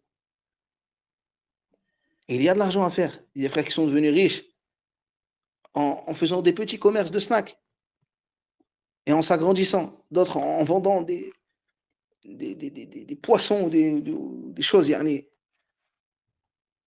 Jamais tu ne penserais qu'il y aurait de l'argent à faire dedans. Certains en ouvrant des petits restaurants, d'autres en travaillant dans la construction ou autre. Il y a énormément de chemins. Mais le meilleur des chemins, c'est le fait que tu restes dans un pays musulman pour ta religion. Et la richesse, elle est entre les mains d'Allah. Et aussi de ceux qui disent, moi, je n'ai pas de nationalité musulmane, comment faire? Par le mariage. Et si tu ne peux pas par le mariage, alors tu regardes les pays musulmans qui te permettent de pouvoir émigrer là-bas. Émigrer là-bas, ça ne veut pas dire de pouvoir rester 6 mois, après tu te fais virer, la police vient chez toi, te casse ta porte et te sort de force. Mais un pays où il y a une tranquillité pour toi et ta famille, où tu sais que tu vas pouvoir habiter. Du moment que tu es clair avec les papiers, tu sais que tu vas pouvoir habiter. Ça, c'est un pays où tu peux pratiquer, où tu peux faire ta hijra. Et il n'y a aucun mal au fait que pendant un moment, tu sois dans un pays et que quand ça soit difficile, tu ailles dans un autre pays musulman. Mais au moins, au lieu de te trimballer entre un pays islamophobe et un pays un peu moins islamophobe, bah là, tu es entre un pays musulman et un pays musulman. Allah, nous connaissons des frères qui étaient avec nous en Égypte. Et lorsqu'ils se sont fait virer des convertis, lorsqu'ils se sont fait virer d'Égypte, alors que c'était des convertis plus âgés que nous, qui n'avaient pas de moyens, et qui se sont retrouvés au fin fond de certains pays, Wallahi, je les ai trouvés en bonne santé, avec même des fois un peu le ventre qui ressort. C'est qu'alhamdoulilah, ils mangent bien. Allez, barakallahu fikum. N'écoutez pas ceux qui essaient de vous décourager sur cela. Et Inch'Allah, on va essayer de faire part du témoignage de certains des participants. Je leur envoie un message, Inch'Allah. Ceux que j'ai contactés, qu'ils lèvent la main, que je les reconnaisse, Inch'Allah. Je vous ai envoyé un message sur le groupe à ce sujet. بإذن الله. طيب تفضل أخي أبي ياسمين. Tu peux parler أخي. السلام عليكم ورحمة الله. وعليكم السلام ورحمة الله وبركاته يا نساء mon frère. وفقك الله. Ça va الحمد لله et toi mon frère. Alhamdulillah, barakallah fik. وفقك الله. Tout d'abord, بارك الله فيك أخي pour avoir accepté de participer à cela. Inch'Allah, il y a à peu près 5 Aussi minutes par barakallah. participant, Inch'Allah. qu'Allah te Inch'Allah. récompense bien. Amin Je wa vais yak. juste te poser un peu quelques questions pour encourager un peu les frères et les sœurs qui sont ici. Inch'Allah. بإذن Et on demande à Allah Azza wa Jal que ce soit une cause de bien. Allahumma amin pour toi et l'ensemble des participants. Amin, طيب. amin. Tu es où en Hijra, أخي? Moi, je suis en Tunisie à Djerba. Allahumma barik. Ça se passe bien là-bas? Alhamdulillah, c'est Nirma. Alhamdulillah. Tu peux faire ta prière tranquillement, il n'y a pas de souci au niveau de la religion. Il n'y a aucun problème. Il y a des mosquées dans tous les quartiers. Dans tous les quartiers à Djerba, il y a, on va dire, c'est des petits quartiers. Dans chaque quartier, il y a une mosquée. Alhamdulillah. Tu peux apprendre la religion comme tu en viens à tes enfants. Personne te fait de problème sur cela? Alhamdulillah. Bon, c'est vrai que malheureusement, il n'y a pas des structures vraiment sur la sunna, mais il y a quand même des petits endroits où on peut apprendre le Coran aux enfants. Et voilà. Et petit à petit, comme tu as expliqué dans ton cours, que bah, c'est à nous de faire voir le bien, de se faire accepter par les gens du pays, et ça ouvre des portes. Là, MashaAllah. alhamdulillah, il y a des frères qui maintenant, ils arrivent à faire le talawir pour le ramadan, ils laissent les MashaAllah. frères sur la sunna. Donc, Allahumma barik. bichoué, bichoué, mais avec le bon comportement, ça ouvre des portes. Allahumma barik. Est-ce que c'est accessible la hijra dans ce pays? Oui, c'est très accessible. La vie, elle est vraiment pas chère par rapport à la France. Donc, avec peu d'économies, on peut se projeter plusieurs années. Après, faut partir, faut mettre la nia et Allah, il ouvre des portes sur des choses qu'on. Même moi, Allah, il m'a ouvert des portes que j'aurais jamais pensé, quoi. Donc, Allah, il facilite quand on est vraiment sincère avec lui. MashaAllah, MashaAllah. Et Allahumma barik, akhi. Et tu es là-bas, ça Amin. fait longtemps? Je suis parti en 2018. En fait, moi, ça faisait un petit moment que je voulais partir. J'avais déjà mis la nia de partir, mais je me laissais un petit peu de temps pour avoir un petit peu d'argent. Et après, ce qui m'a vraiment fait partir rapidement, c'est les enfants, en fait.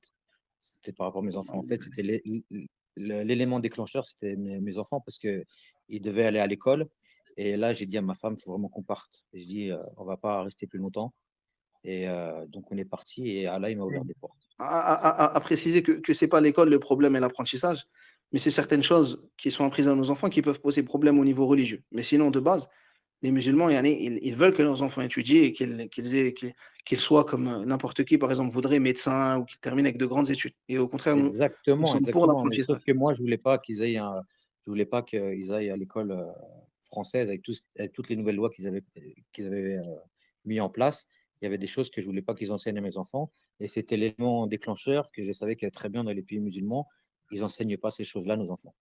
Non, d'ailleurs, même les juifs et les chrétiens, dans leurs écoles, n'enseignent pas ces choses qu'ils veulent malheureusement enseigner aux enfants des musulmans, qu'Allah nous préserve de cela. Et d'ailleurs, ils manifestent contre cela, les Français eux-mêmes, contre certaines de ces choses qui sont très dérangeantes Non, et non.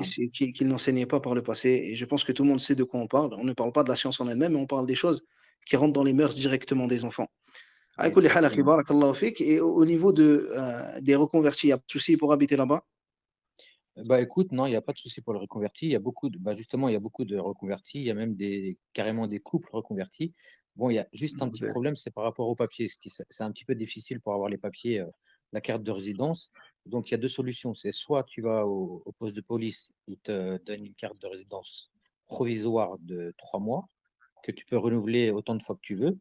Mais c'est pas, on va dire, c'est pas un papier, c'est pas une carte d'identité vraiment qui te laisse la possibilité de rester plusieurs années dans le pays. Après, si toi, tu as besoin de sortir du pays, eh ben, une fois que tu as dépassé les 3 mois pour un reconverti, eh ben, tu dois payer une amende de 20 dinars par semaine. Donc, on va dire, bah, si tu dois rester un mois supplémentaire après les 3 mois, eh ben, ça te coûte 80 dinars. En euros, ça fait combien? 80 dinars, ça fait une vingtaine d'euros. Allahu Akbar. Jazakallahu khairan. Mais voilà, après, ils sont pas trop regardants s'ils te connaissent, si voilà. Et moi, je sais il y a des frères qui ont pas la résidence et voilà, ils ont une carte de résidence provisoire et voilà, ils arrivent à sortir, à rentrer.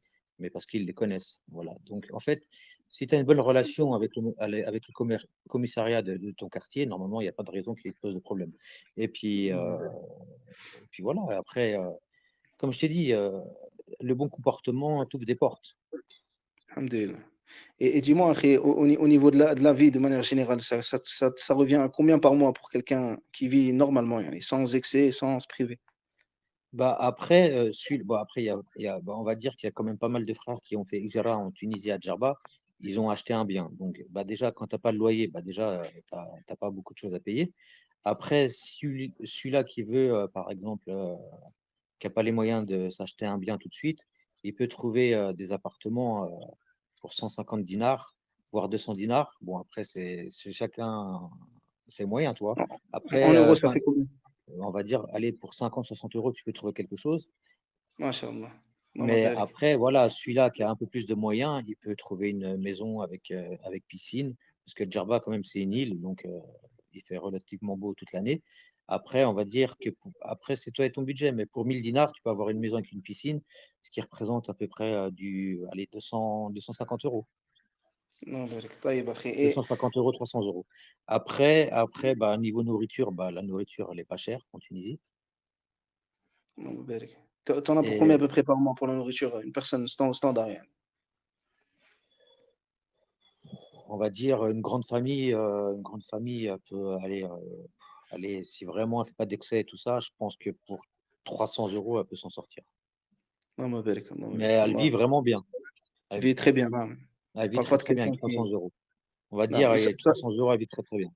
ça, bien sûr, c'est selon l'avis du frère. Yani, les choses peuvent changer en fonction des gens, de comment vivent les gens. Barakallahu fikoum, c'est important de comprendre cela.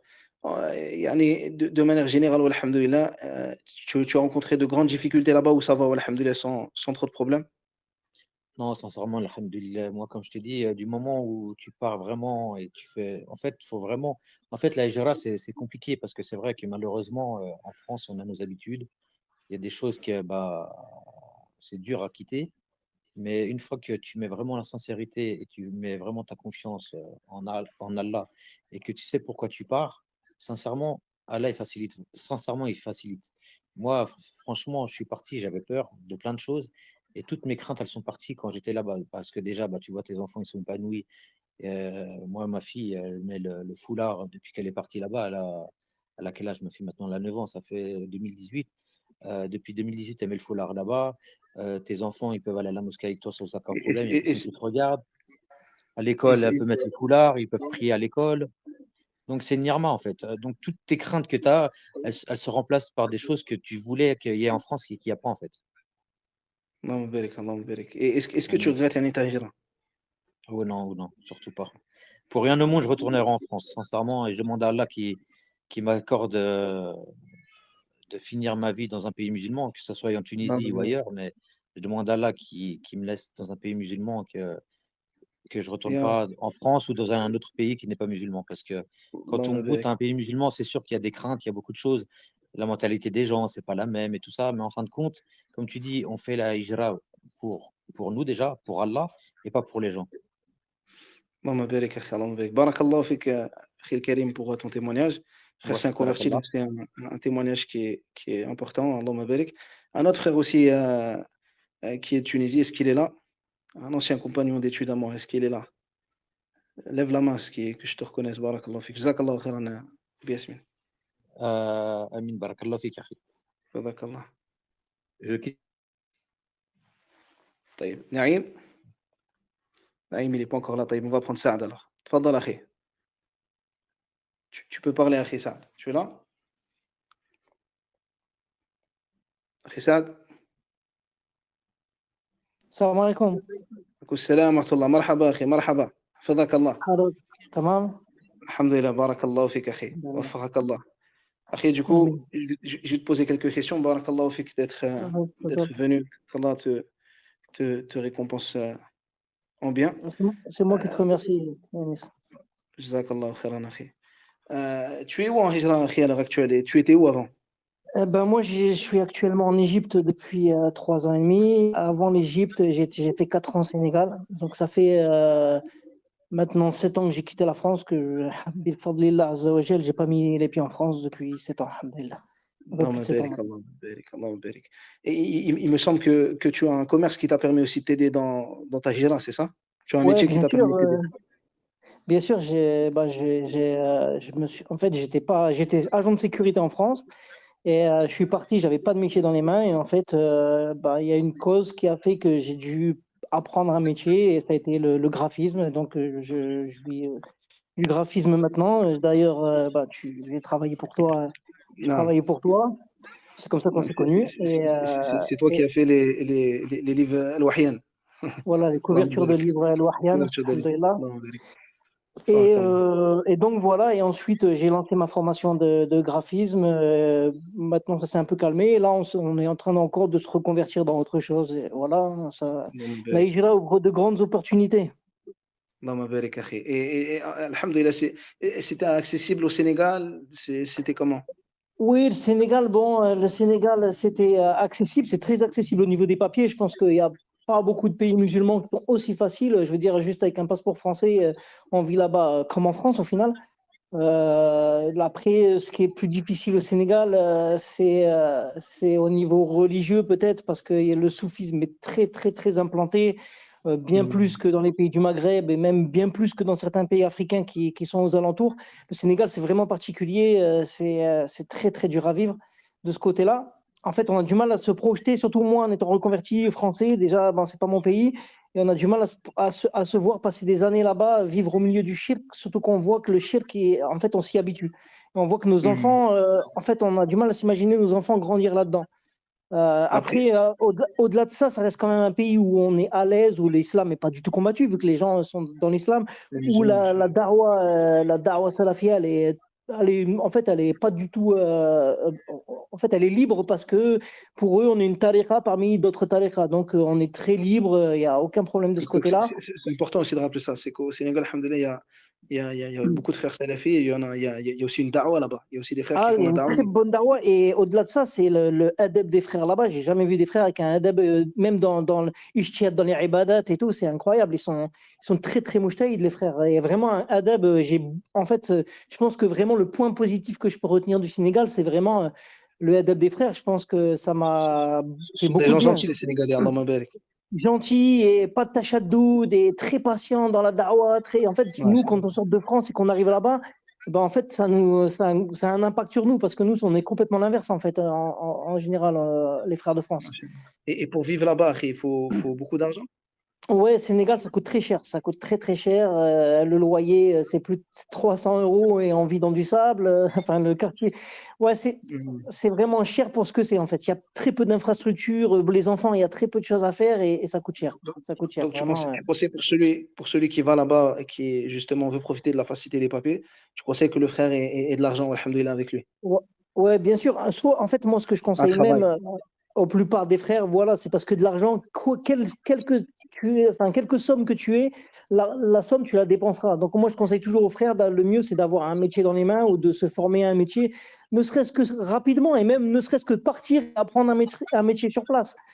Mais c'est sûr qu'il faut un budget quand même au Sénégal. Et en fait, le Sénégal, voilà, c'est simple. Si tu veux faire ta hijra tranquillement, tu cherches pas forcément la science ou voilà, ça peut être une bonne destination. Après, si tu as d'autres ambitions, d'autres objectifs, Il voilà, t'a fait aller en tu Égypte vas. justement Voilà, pour apprendre la religion là-bas, c'est ça? ouais, exactement. C'est pour ça qu'on a quitté. Bah, nous, ça a toujours été moi et ma famille, ça a toujours été l'objectif. Faut Et rappeler pour les les frères que ça coûte pas cher d'aller en Égypte étudier. non, pas du tout. Et puis c'est, enfin, en C'est fait, au niveau qualitatif. du choix des programmes que tu veux, au niveau c'est juste incroyable. Ouais, tu connais très bien. Non, non, C'est alhamdoulilah. vraiment un pays, non, au niveau de l'apprentissage de la religion de la langue arabe, c'est vraiment un pays idéal. Maman Barik. Est-ce que tu Même pour, regrettes de. et même pour la dunya, tu as la dunya et tu as le din, en fait. Maman Barik, est-ce que tu regrettes les plages de la Méditerranée française? Mais absolument pas. Surtout quand je Alhamdoulilah. vois ma situation actuelle, ne serait-ce que religieuse, financière. J'ai fait des salaires à une certaine période que n'importe quel Français de France se rêverait d'avoir. Là, ça s'est un peu calmé, mais j'ai eu Maman Barik. absolument pas, absolument pas. Non, ma belle, qu'Allah t'enrichisse, qu'Allah enrichisse tous nos frères Amin, et toutes nos sœurs qui amin. veulent faire la hijra. Allahumma amin, ya Rab. Mais Jazakallahu khairan, akhi Saad. Mais voilà, Barakallahu juste pour fik. finir, il Dis-moi. peut y avoir une petite partie de. Des fois, il peut y avoir des choses, c'est normal, il y a des choses qui peuvent nous manquer de la France, des habitudes qu'on a pu avoir, des petits plats, la famille aussi, la famille. Mais en soi, le système français Le et fromage. voilà, le fromage, la raclette. Mais en soi, le système français et toute cette prison-là dans laquelle on vit quand on est là-bas, ça ne me manque absolument pas, mais absolument pas. Ah, voilà. الحمد لله الله أكبر جزاك الله خيرا أخي بارك الله فيك أخي سعد أكرمك الله أخي حياك الله امين وياك. أكرمك الله حفظك الله السلام عليكم le frère ELF Construction مرحبا أخي je crois que c'est ça hein, je crois que تفضل normalement tu peux parler أخي ايوا أخي Oui, c'est bon. J'ai activé, c'est bon. Salam alaikum wa طيب rahmatullahi wa barakatuh. c'est le frère au Maroc c'est ça Exactement, exactement. مرحبا mon frère مرحبا تفضل أخي Marhaba. comment ça se passe là-bas alhamdoulilah tout va bien Alors, tout va bien, Khir Karim. Après moi, le Maroc, c'était pas mon premier pays, comme tu as expliqué un peu dans le cours, Allah Moubarak. Ma première hijra, je l'ai faite en Égypte, à Alexandrie. d'accord Allah Masha Moubarak. Allah. Après, quand ça s'est compliqué un petit peu et qu'il y a eu les. c'est la bonne époque on y était Ouais, voilà. J'ai réémigré, alhamdoulilah, d'un pays musulman vers un autre pays musulman et j'ai atterri au Maroc. Et je suis d'origine marocaine. Mais ma première hijra, ouais, j'avais choisi l'Égypte. Et donc, je suppose que pour un Marocain, c'est facile, alhamdoulilah, d'habiter là-bas, mais pour un converti aussi, il y a des facilités? Mais énormément. Après, moi, mon épouse, elle n'est pas marocaine. Donc, j'ai eu droit aussi à cette phase de papier, de sortie de Mais ça se calme. territoire tous les 3 mois, tu vois, avant de pouvoir Et faire c'est fini maintenant, c'est ça? les papiers. Ouais, alhamdoulilah, alhamdoulilah, alhamdoulilah. Il y a beaucoup de convertis. Après, faut savoir que le Maroc, alhamdoulilah, c'est un pays très ouvert, tout près de l'Europe, comme la Tunisie. Et c'est très facile pour les convertis, car il y a énormément d'étrangers qui vivent au Maroc. Alhamdoulilah. Et alhamdoulilah, le peuple, c'est connu pour être un peuple accueillant? Ou ça, Allah alhamdoulilah, au Moubarak. niveau des comportements, ça se fait? Très très bien au niveau des comportements, Allah Moubarak, que ça soit des policiers, quand tu te fais contrôler, tu es accueilli avec salam alaikum, Allah ya'awnek, Allah yasahal, Allah yarham al-walidin, des mots extraordinaires. Tu vois, tu n'as pas peur d'être maltraité ou d'être agressé ou par un simple contrôle de te retrouver au commissariat. Je parle de ça car moi, ça va faire 10 ans, tu vois. Alhamdoulilah, maintenant, ça va faire 10 ans que j'ai fait la hijra, Allah Moubarak. Et j'ai des enfants qui sont assez grands. C'est pour ça que je permets de parler de ça. Et j'ai mon plus grand qui a 19 ans et qui est retourné en France.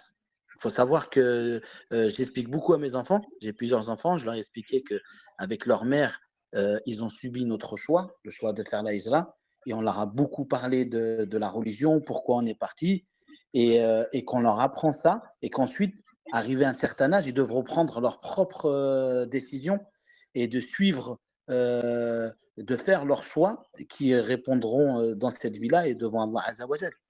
Et nous, notre fils, il a décidé de rentrer en France et il est revenu. Et alhamdoulilah, je remercie mon Seigneur. Et il a fait sa propre hijra de par lui-même. Il est resté 8 mois en France. Il n'a pas pu rester un seul instant là-bas. Alhamdoulilah. Et ça, c'est très important. Pourquoi je dis ça? C'est vraiment pour dire qu'une fois que tu fais ta hijra et que tu commences à vivre comme le peuple, tu ne peux plus, c'est pour ça, ça va répondre aussi à une des questions que tu posais, tu ne peux plus avoir une seule envie de retourner en France ou en Europe, mais alors là, pas une seule seconde. Il n'y a vraiment rien qui nous manque là-bas, à part nos familles et qui viennent nous rendre visite. Mais vraiment. C'est facile pour eux, Allah Moubarak, c'est facile pour eux de vous rendre visite, il n'y a pas de souci. Exactement, c'est vraiment facile, les billets, ils ne sont pas chers. C'est vrai que le et la vie, Maroc, ça la reste un vie de pays manière très générale. facile. La La vie de vie, manière elle est chère. générale, tu peux vivre avec 20 dirhams, avec 2-3 euros la journée. Tu vois ce que je veux dire ou Allah, pas? Allahumma barik. Mais là, je parle. Après, je suis peut-être dans des extrêmes ou quoi que ce soit, mais j'ai Et en beaucoup plus, c'est d'amis. bon. Hein? Et en plus, c'est bon. Allahumma barik. On a un petit peu Après, amour, d'amidon, frère, on essaie de le cacher de temps en temps. Mais Allahumma barik. j'ai beaucoup d'amis qui ont tout type de vie sociale. Et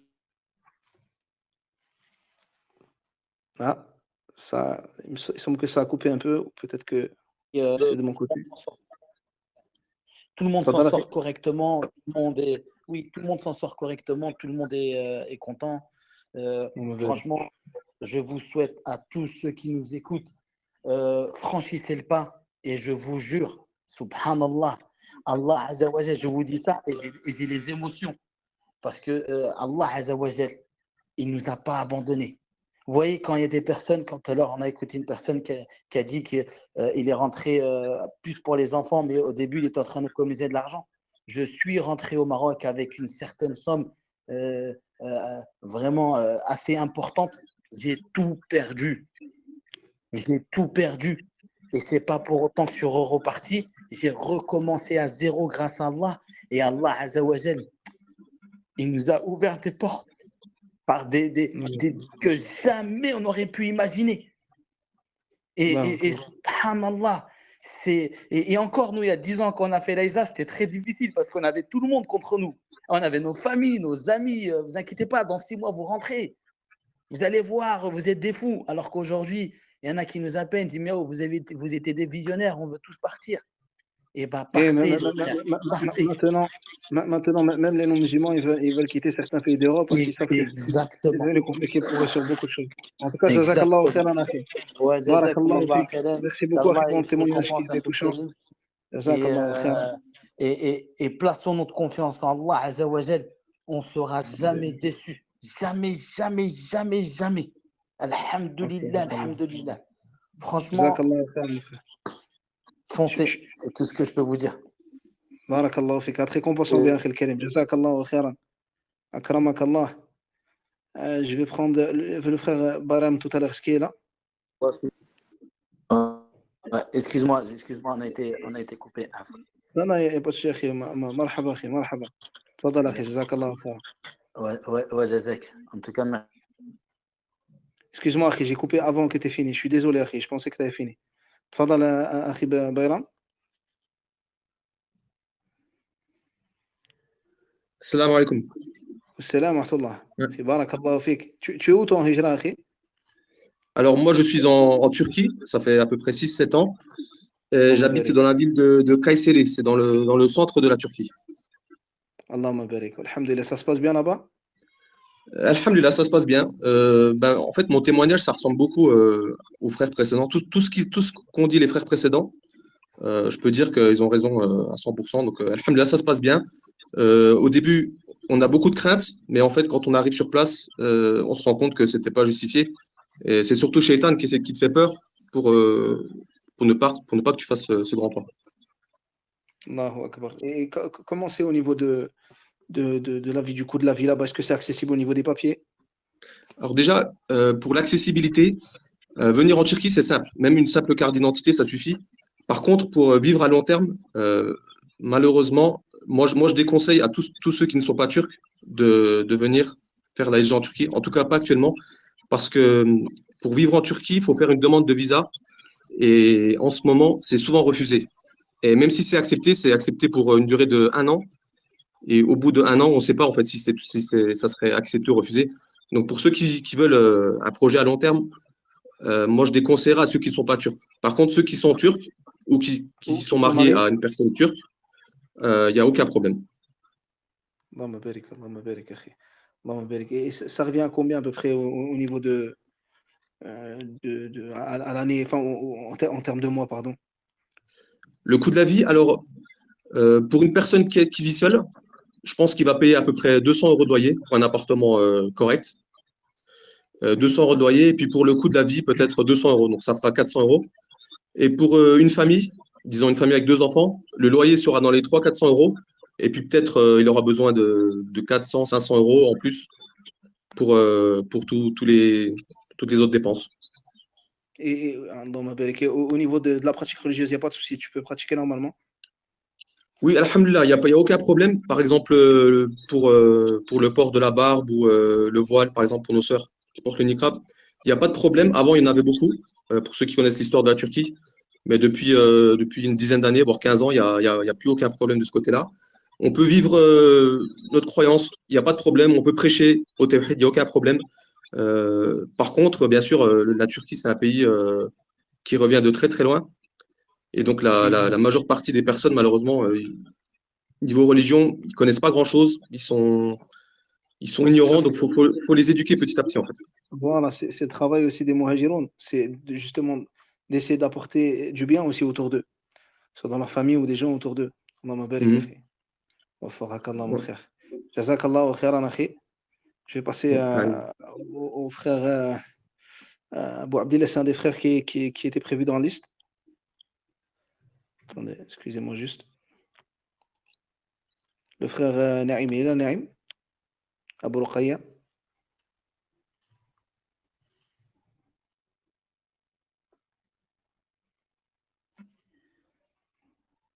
أبو رقية تفضل أخي أبو رقية تفضل أخي مرحبا tu m'entends أخي أبو رقية normalement tu peux parler السلام عليكم ورحمة الله وبركاته. السلام ورحمة الله أخي كريم وفقك الله أخي الحمد لله بارك الله فيك. Comment ça se passe là-bas au niveau de ta hijra والحمد لله tu es au Maroc c'est ça? Il n'y a pas de souci? الحمد لله je suis au Maroc الحمد لله نعم أخي. Alors نعم أخي كريم je suis au Maroc depuis 2020, c'est-à-dire depuis 4 ans tu vois.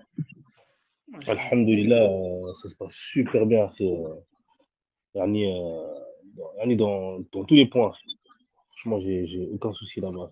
Moi je suis un reconverti. Donc ouais alhamdoulilah je suis un reconverti donc يعني pour ceux qui ont des craintes, etc. Non, alhamdoulilah, tout se passe très bien. Franchement, regarde, je donne un exemple. Par exemple, la première fois que j'avais voyagé ici au Maroc, quand j'étais arrivé à l'aéroport, la police, subhanallah al-azim, Inch'Allah Azza wa Jal, ils ont beaucoup de respect pour les gens. Déjà, ils ont du respect pour ceux qui ont fait la hijra vers leur pays, et même pour les gens qui portent la sunna. Subhanallah. Maintenant, il y avait ma famille en sitar, il y avait ma famille qui était en sitar, il l'a laissé passer, tu vois. Il l'a laissé passer. Et moi, il m'a dit marhaba, bienvenue, etc. Tu vois, quand j'ai expliqué que j'allais venir émigrer définitivement dans leur pays, alhamdoulilah. Franchement, grand ni'ma. Et tu as des enfants, Akhi? Ah oui, bien sûr, j'ai des enfants. Ça se passe bien. J'ai fait d'abord la hijra bien sûr seul, avec mon épouse. Ensuite, alhamdoulilah, Allah m'a accordé des enfants. Et c'est ce que je voulais de toute façon, en tous les cas. Je voulais pas avoir des enfants en France. Tu vois ton avenir dans ce pays ou dans un autre pays musulman où tu aimerais rentrer? Alhamdoulilah, franchement, pour l'instant, je suis bien ici, comme je dis, dans tous les points. J'ai pas quelque chose qui me permet de voir, qui me donne envie de partir, en fait. Pas quelque chose qui me donne envie de partir pour l'instant. Dans tous les points, c'est alhamdoulilah.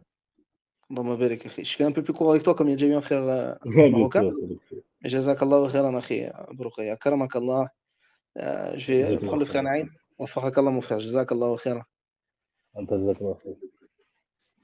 ايوا اخي نعيم مرحبا. السلام ورحمة الله. السلام ورحمة الله يا صاحبي، كيف حالك؟ بخير؟ بارك الله فيك، الله يحفظك يا أخي. بارك الله فيك. Toi, tu as Djerba aussi, c'est ça? بارك الله. نعم. Après avoir mangé tous les kebabs d'Alexandrie, tu vas voyager. Après avoir kebabé tous les nouveaux. Voilà, khalas. Allahumma barik, Allahumma barik. Et du coup, tu es là-bas, ça se passe bien, alhamdoulilah? نعم, ça se passe très bien, alhamdoulilah, rabbil alamin, akhi. Comme il a dit le frère Abou Yasmine juste avant, ça se passe très bien, alhamdoulilah.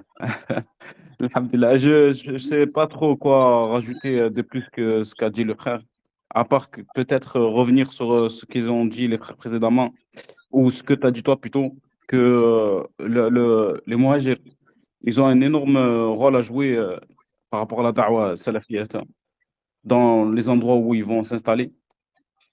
Parce qu'on atterrit dans des pays où, quand il n'y a pas l'ilm, je veux dire, que ce soit la Tunisie, le Maroc ou la Turquie, peut-être un peu moins pour l'Égypte où la da'wa elle est répandue, mais dans nos pays, en tout cas, qui sont partagés entre les tekfiris, entre le soufia, l'ibadiyya, tu peux trouver même la da'wa d'établir, elle est très répandue ici aussi, et l'ibadiyya, elle est répandue à Djerba aussi. C'est aussi notre rôle d'essayer de, même avec un bon comportement, tu vois, pas forcément avec des usul ilmi ou quoi que ce soit, tu vois, mais avec un bon comportement et, leur enlever l'image tu vois, l'image qu'ils ont, certains awam ici, tu vois, du barbu qui est dans son coin seul et qui parle à personne, qui a toujours les sourcils français.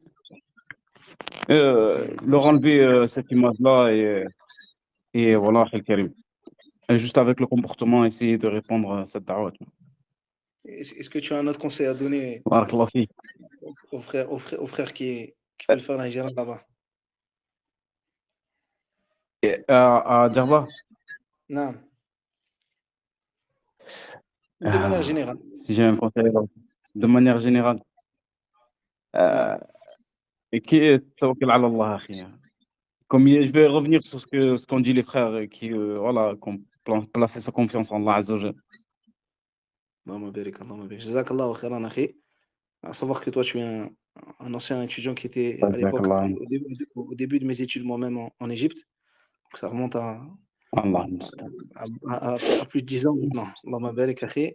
Et yani, alhamdoulilah, le fait que tu sois parti aussi en Égypte ne t'a pas empêché après de pouvoir partir en hijra. Il y a des frères des fois qui se posent la question et se disent si je pars dans tel endroit pour apprendre la langue arabe, et après je vais dans un autre endroit, comment faire? Alhamdoulilah, Allah il t'a malgré tout facilité, tu as pu aller là-bas, tu as pu après aller faire ta hijra là-bas, alhamdoulilah.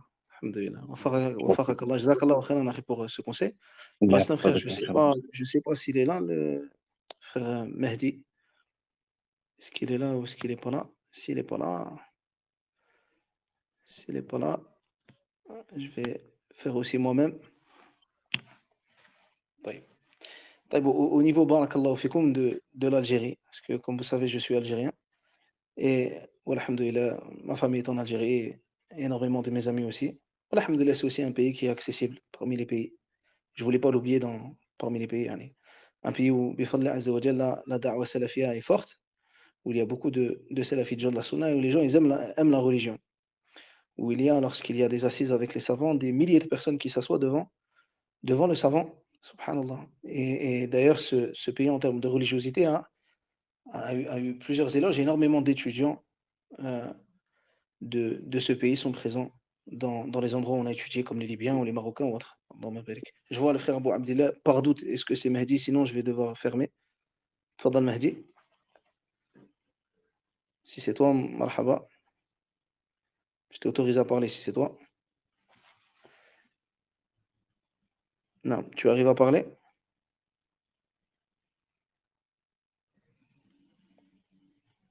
Je t'ai autorisé à parler, Akhi. Akhi? Allô, salam alaikum. Salam alaikum. Frère Mahdi? Non, c'est pas Merdi. Ah non, il faut pas lever la main là. Jazakallah khairan. Qu'Allah te préserve, Akhi.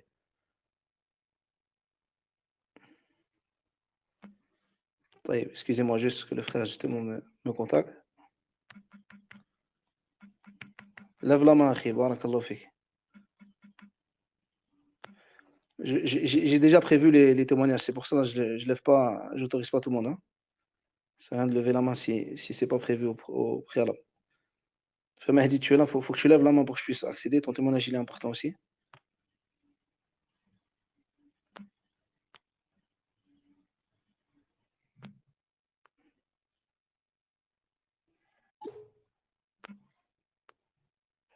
Taïb.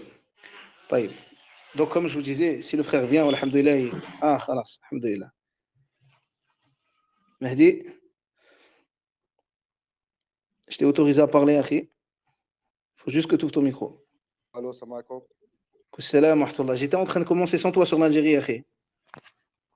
Là, tu dois reprendre maintenant. Je t'entends, Naam. Tu m'entends aussi?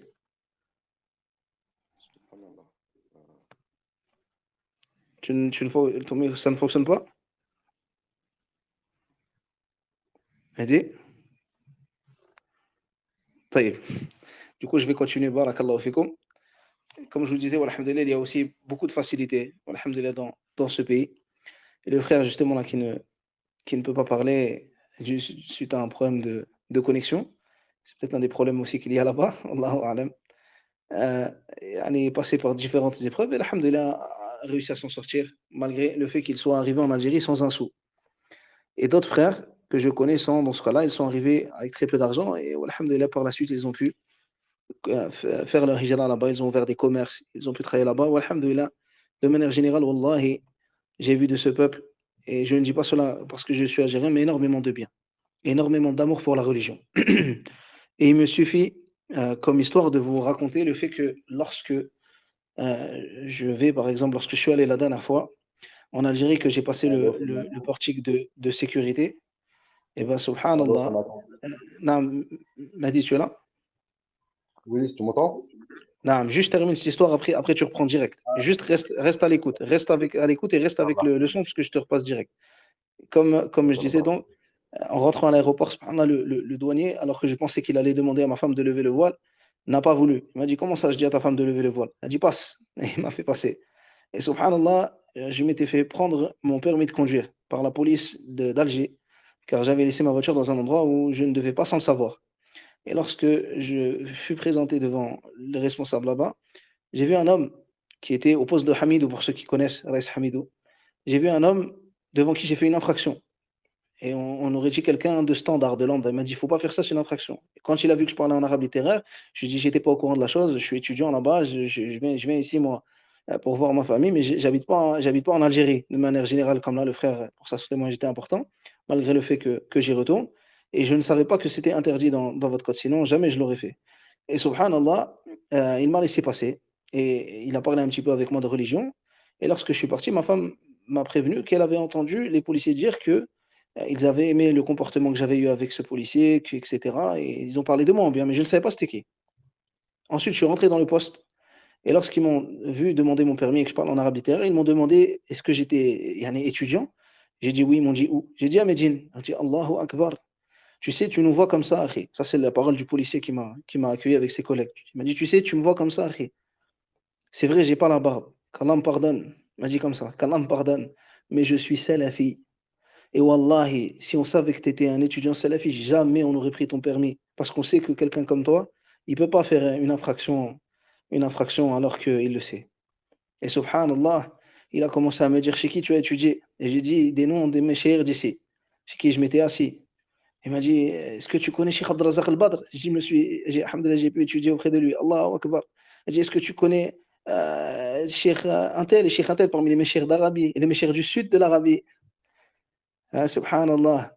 Et lorsque je suis sorti, et que, subhanallah, après avoir échangé le contact avec ce responsable, et que je suis sorti, j'ai vu un homme vers qui je suis passé, il m'a dit Salam alaikum, alors tu as pu récupérer ton permis? Wallah, je suis désolé d'avoir pris ton permis. Enfin, qu'on ait pris ton permis. Wallah, ya akhi. Je l'ai regardé comme ça, et en fait, c'était le gardien qui était devant, qui n'était pas habillé, parce qu'en fait, c'était le commandant de là-bas, qui n'avait pas encore mis ses grades sur ses habits. Et c'était le commandant du poste de police.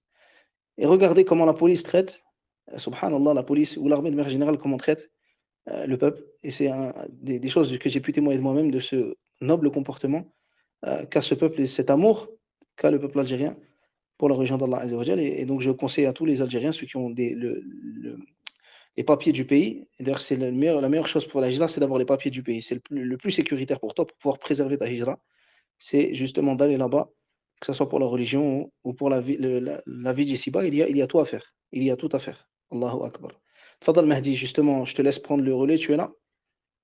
Alhamdulillah, Mahdi, salam alaikum. marhaba. Salam wa rahmatullah. Mahdi, parle-nous un peu de la hijra en Algérie, tout ce qui est en rapport mondain, tout ce qui est en rapport avec ce que tu as pu voir, par quoi tu as commencé aussi. Parce que tu as une histoire atypique où c'était, je crois, sans rien presque. Les bails, tu as très bien résumé, machallah. Non, bah, Allah barik. alhamdoulilah, la profite pour ton rappel sur l'Algérie, on a besoin, même nous qui sommes encore ici, on a toujours besoin. Fik barakallah. Donc, alhamdoulilah, l'Algérie, bah voilà, c'est comme tu as dit, machallah, il y a beaucoup, beaucoup de bienfaits que, subhanallah, c'est impressionnant. Et moi, vraiment, l'anecdote, c'est que moi, je suis venu une fois en Algérie, j'avais 6 ans, je suis plus revenu jusqu'à 36 ans. Et Allahu les Algériens, parce que moi, avec ma copine, je suis parti en Égypte et je suis parti au Maroc, les Algériens qui me parlaient d'Algérie, ils critiquaient tout le temps l'Algérie. Et moi, je ne comprenais pas, en fait. Et c'était les convertis qui me disaient, Marie, t'es Algérien, va en Algérie. Et moi, j'étais là, je suis avec les papiers, à chaque fois, c'est devenu de plus en plus difficile. Je pense que toi, tu as connu aussi, on était parti en 2008, quand on partait en Égypte, c'était facile d'avoir les Iqama, Maroc, c'était pareil. À ce moment-là, plus le temps il avançait, bah, plus c'était compliqué, quand tu n'étais pas du pays. Et ce là moi, c'est un converti qui est venu en Algérie, c'est un converti. Il m'avait pas plusieurs convertis qui me conseillé l'Algérie. Mais après, bah, alhamdoulilah, aujourd'hui, j'ai pas capté, mais c'est impressionnant, après, c'est impressionnant. Déjà, au niveau de la droite salafia, les Algériens, déjà, sont connus pour aimer la religion. Il y a beaucoup, beaucoup de trucs salafistes. Moi, je parle beaucoup d'Alger, au Maghreb. Après, il y en a qui vont me dire, oui, mais là-bas, peut-être c'est vrai. Après, sur Oran, là-bas, je connais pas spécialement. Moi, je parle de ce que je connais. Mais là, même là, pour dire actuellement, je suis dans le sud de l'Algérie, je suis parti en vacances avec ma famille. Machallah, il y a des machins salafistes et tout le domaine. L'Algérie, ça qui est bien, c'est que t'as pour tous les budgets. T'as des budgets, même si tu n'as pas trop les moyens, il faut aller dans le sud, les loyers sont pas chers, pour des grands appartements. Il y a une dawa salafia, il y a des doros, pratiquement tous les jours. Et voilà, c'est comme tu as dit, c'est ça, là-bas, il y a un houb de la dawa salafia en Algérie que j'ai pas connu ailleurs, peut-être en Arabie. Et subhanallah, c'est impressionnant, après des anecdotes comme ça, comme tu as dit, il y en a, c'est par dizaines, franchement, par dizaines, mais facile. Moi, combien de fois en Allah famille, barik. déjà en famille? Mais dis, Oui. toi tu as commencé dans ta hijra, si je me souviens bien, tu passais par une difficulté où tu n'avais rien dans les débuts, c'est ça? Voilà, en gros, bon, déjà, moi, comme je dis, je suis parti en Égypte la première fois en fin 2012, je suis parti en Égypte. Comme de là, la même facilité, c'est pour dire que moi, à la base, c'est alors qu'en France, je travaillais comme tout le monde, j'étais embauché, je faisais un salaire. Je connaissais Tijara, c'était pas du tout mon domaine, pas du tout mon domaine. Au contraire, quand je voulais vendre, je perdais plus d'argent que je gagnais, on va dire. Et subhanallah, Allah, c'est vraiment ça qu'on voit qu'elle est facilite. Je suis parti en Égypte, j'avais fait une marque de Sadwell, Gilbert, je vendais un peu de miel. Après, je suis parti au Maroc. J'ai vendu des appartements, j'ai fait une marque de cosmétiques et j'ai fait quoi? J'ai fait une marque de parfum aussi, subhanallah. J'ai vendu, ouais, j'ai fait tout ça. Et après, je suis venu en Algérie. J'ai recommencé tout, à chaque fois, on recommence à zéro, hein. Je suis revenu en Algérie, dans le plus, je ne connaissais pas non plus. L'Algérie, à la base, je connaissais plus l'Égypte que l'Algérie quand je suis en Algérie. Et alhamdoulilah, bah, je te dis, Allah m'a facilité au Maroc, j'ai volé un petit peu, j'avais acheté une petite terre au début sur l'Algérie. J'ai compris qu'avec l'Algérie, avec le temps, il vaut mieux avoir si celui qui peut se permettre d'avoir un bien, bah, c'est une facilité pour lui. Et subhanallah, bah, après, l'anecdote pour dire, je vais faire une maison interdite, c'est une maison, on appelle ça ici une maison Faudawi. En gros, voilà. Et subhanallah, le sabab, subhanallah, il y a comme quoi, Allah Akbar. C'est un maçon algérien qui est venu me voir, même pas, subhanallah, je me suis battu avec un maçon. Il n'est pas venu, c'est un autre maçon algérien qui est venu me voir, il m'a dit, voilà, il m'a dit, moi, paie-moi, paie la marchandise, la main-d'œuvre, tu me paies quand tu peux. Du coup, je ne connaissais même pas, ça faisait même pas un an que j'étais en Algérie. Il est venu me voir, il m'a proposé ça. Il m'a dit, voilà, il m'a dit, moi, tu peux, je t'aide à te construire, tu peux juste la marchandise et moi, tu me paies quand tu peux. Et c'est parti de là, bah, subhanallah, Allah m'a facilité, puis aujourd'hui, bah, alhamdulillah, Et, j'ai super et, bâtiment. et Oui. maintenant, alhamdoulilah, tu vis beaucoup mieux en Algérie alors que tu es parti de zéro que beaucoup de Français qui vivent en France, sahih? Yeah, c'est ça. En France, je faisais embaucher 3 000, 4 000 euros par mois. Je travaille. Au jour Hmm. d'aujourd'hui, voilà, il fallait Azzawajal, la je fais des salaires même 900. Tu vois, subhanallah. Et quand je te dis, moi, j'ai vécu pendant presque la première année avec 900 dinars. C'est l'équivalent de 4,50 € par jour. Après, j'ai dit, c'est mon budget journalier. Et c'est là que des fois, subhanallah, que tu vois, des fois, chez toi, il va te west-west, il va te dire, retourne en France, va faire un billet, va gagner un peu ton argent en France, et tu reviens, tu vas te refaire. Et subhanallah, quand on a patienté, bon, justement, j'étais avec ma femme, on a patienté. Et après, je vivais, parce que ça, mon budget journalier, c'était 4 €, 4,50 € par jour. Et on se vivait avec ça, en fait, je vais payer le loyer, tout ça, c'était ça le budget. Pour manger, pour tout faire. Subhanallah, Allahu après, j'ai pas de Akbar. voiture, rien. Et regarde, subhanallah, après. Et au jour d'aujourd'hui, regarde, je peux mettre des West-West. Après, j'ai patienté, en gros, je me suis formé dans un métier, dans le bâtiment. Après, je me suis acheté avec un frère.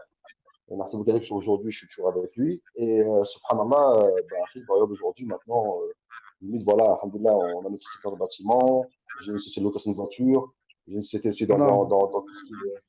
Alhamdoulilah, tu vois, vraiment dans le truc appartement aussi. Alhamdoulilah, tu vois, vraiment aujourd'hui, notre Donc, Azawajal. Et de Allah à la base, on a passé donc, tu conseilles à nos frères et à tous ceux, à nos frères ou sœurs qui veulent partir, par exemple, en Algérie, de ne pas s'en faire pour le risque, car, alhamdoulilah, il y a de quoi faire. l'Algérie, même le Maroc, même le Maroc, alhamdoulilah, il y a des risques, en Égypte, il y a des risques. Bon, alhamdoulilah, Benillah Azawajal, le truc, c'est quoi? C'est que voilà, il faut, quand tu pars, soit il faut avoir un métier, je pense, il faut avoir un métier où, vraiment, il faut être débrouillard, il ne faut pas avoir peur d'essayer. Et moi, à la base, j'ai fait des domaines d'Afrique que je ne connaissais même pas. J'ai fait du cosmétique, je ne connaissais même pas. J'ai fait du textile, je ne connaissais même pas. J'avais aucune science dans ça. Moi, après, je suis en Égypte, c'est moi qui coupais le tissu de mes gilets. La première fois, après, j'ai acheté du tissu. Je ne savais pas qu'il fallait mettre du poids sur les gilets. Franchement, les gilets, c'est tout de travers. Tu vois, bah là, on apprend comme ça. Mais t'apprends sur le terrain. Subhanallah, après, tu vois, comme ça, au fur et à mesure. Et en plus, tu te forges un caractère, tu te forges une expérience. Et subhanallah, après, le but pour nous, ce qu'on essaie de faire, c'est que voilà, c'est de jamais retourner en terre de couple. C'est ça, notre plus grande peur aujourd'hui, c'est retourner en terre de couple. Même nos enfants, nous, alhamdoulilah, comme des fois les gens, on voit beaucoup de personnes qui vont accoucher en France. Moi, après, je comprends pas. Moi, alhamdoulilah, j'ai 3 enfants. Les 3, ils sont en Algérie.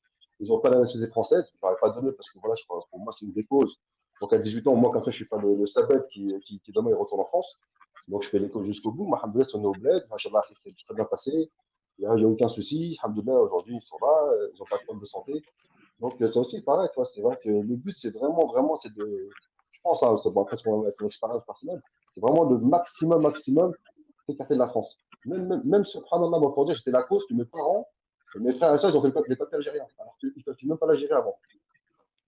Masha'Allah. Allahumma barik. Donc, toi, donc, alhamdoulilah, tu conseilles à tous les gens d'aller là-bas. Et est-ce que tu regrettes de la France, du coup? Conseil à tous les gens, celui-là qui est vraiment pour les non-algériens, c'est quand même un peu difficile. Après, surtout, c'est les deux, ils sont étrangers. C'est très, très difficile. Maintenant, alhamdoulilah, on connaît des frères qui sont, les deux sont étrangers, qui ont les papiers aujourd'hui, qui ont fait des sociétés. Mais voilà, il faut passer par la société. Voilà, il faut être patient. Il faut être patient, il faut faire beaucoup d'allers-retours. S'ils sont un peu pressés, je les conseille peut-être des pays comme le Maroc ou l'Égypte qui sont peut-être plus accessibles pour eux. Moi, c'est mon avis personnel. Après, tu as vu, alhamdoulilah. Oui, non, Maintenant, pour de des toute manière, Algériens, depuis tout à l'heure, c'est des avis personnels. C'est possible que certains ne soient pas d'accord avec les avis des frères. C'est voilà, juste à titre c'est ça. informatif. Et Et le voilà, but, c'est quelques témoignages pour se motiver, en fait, à l'accomplissement voilà pour le coup. de cette hijra.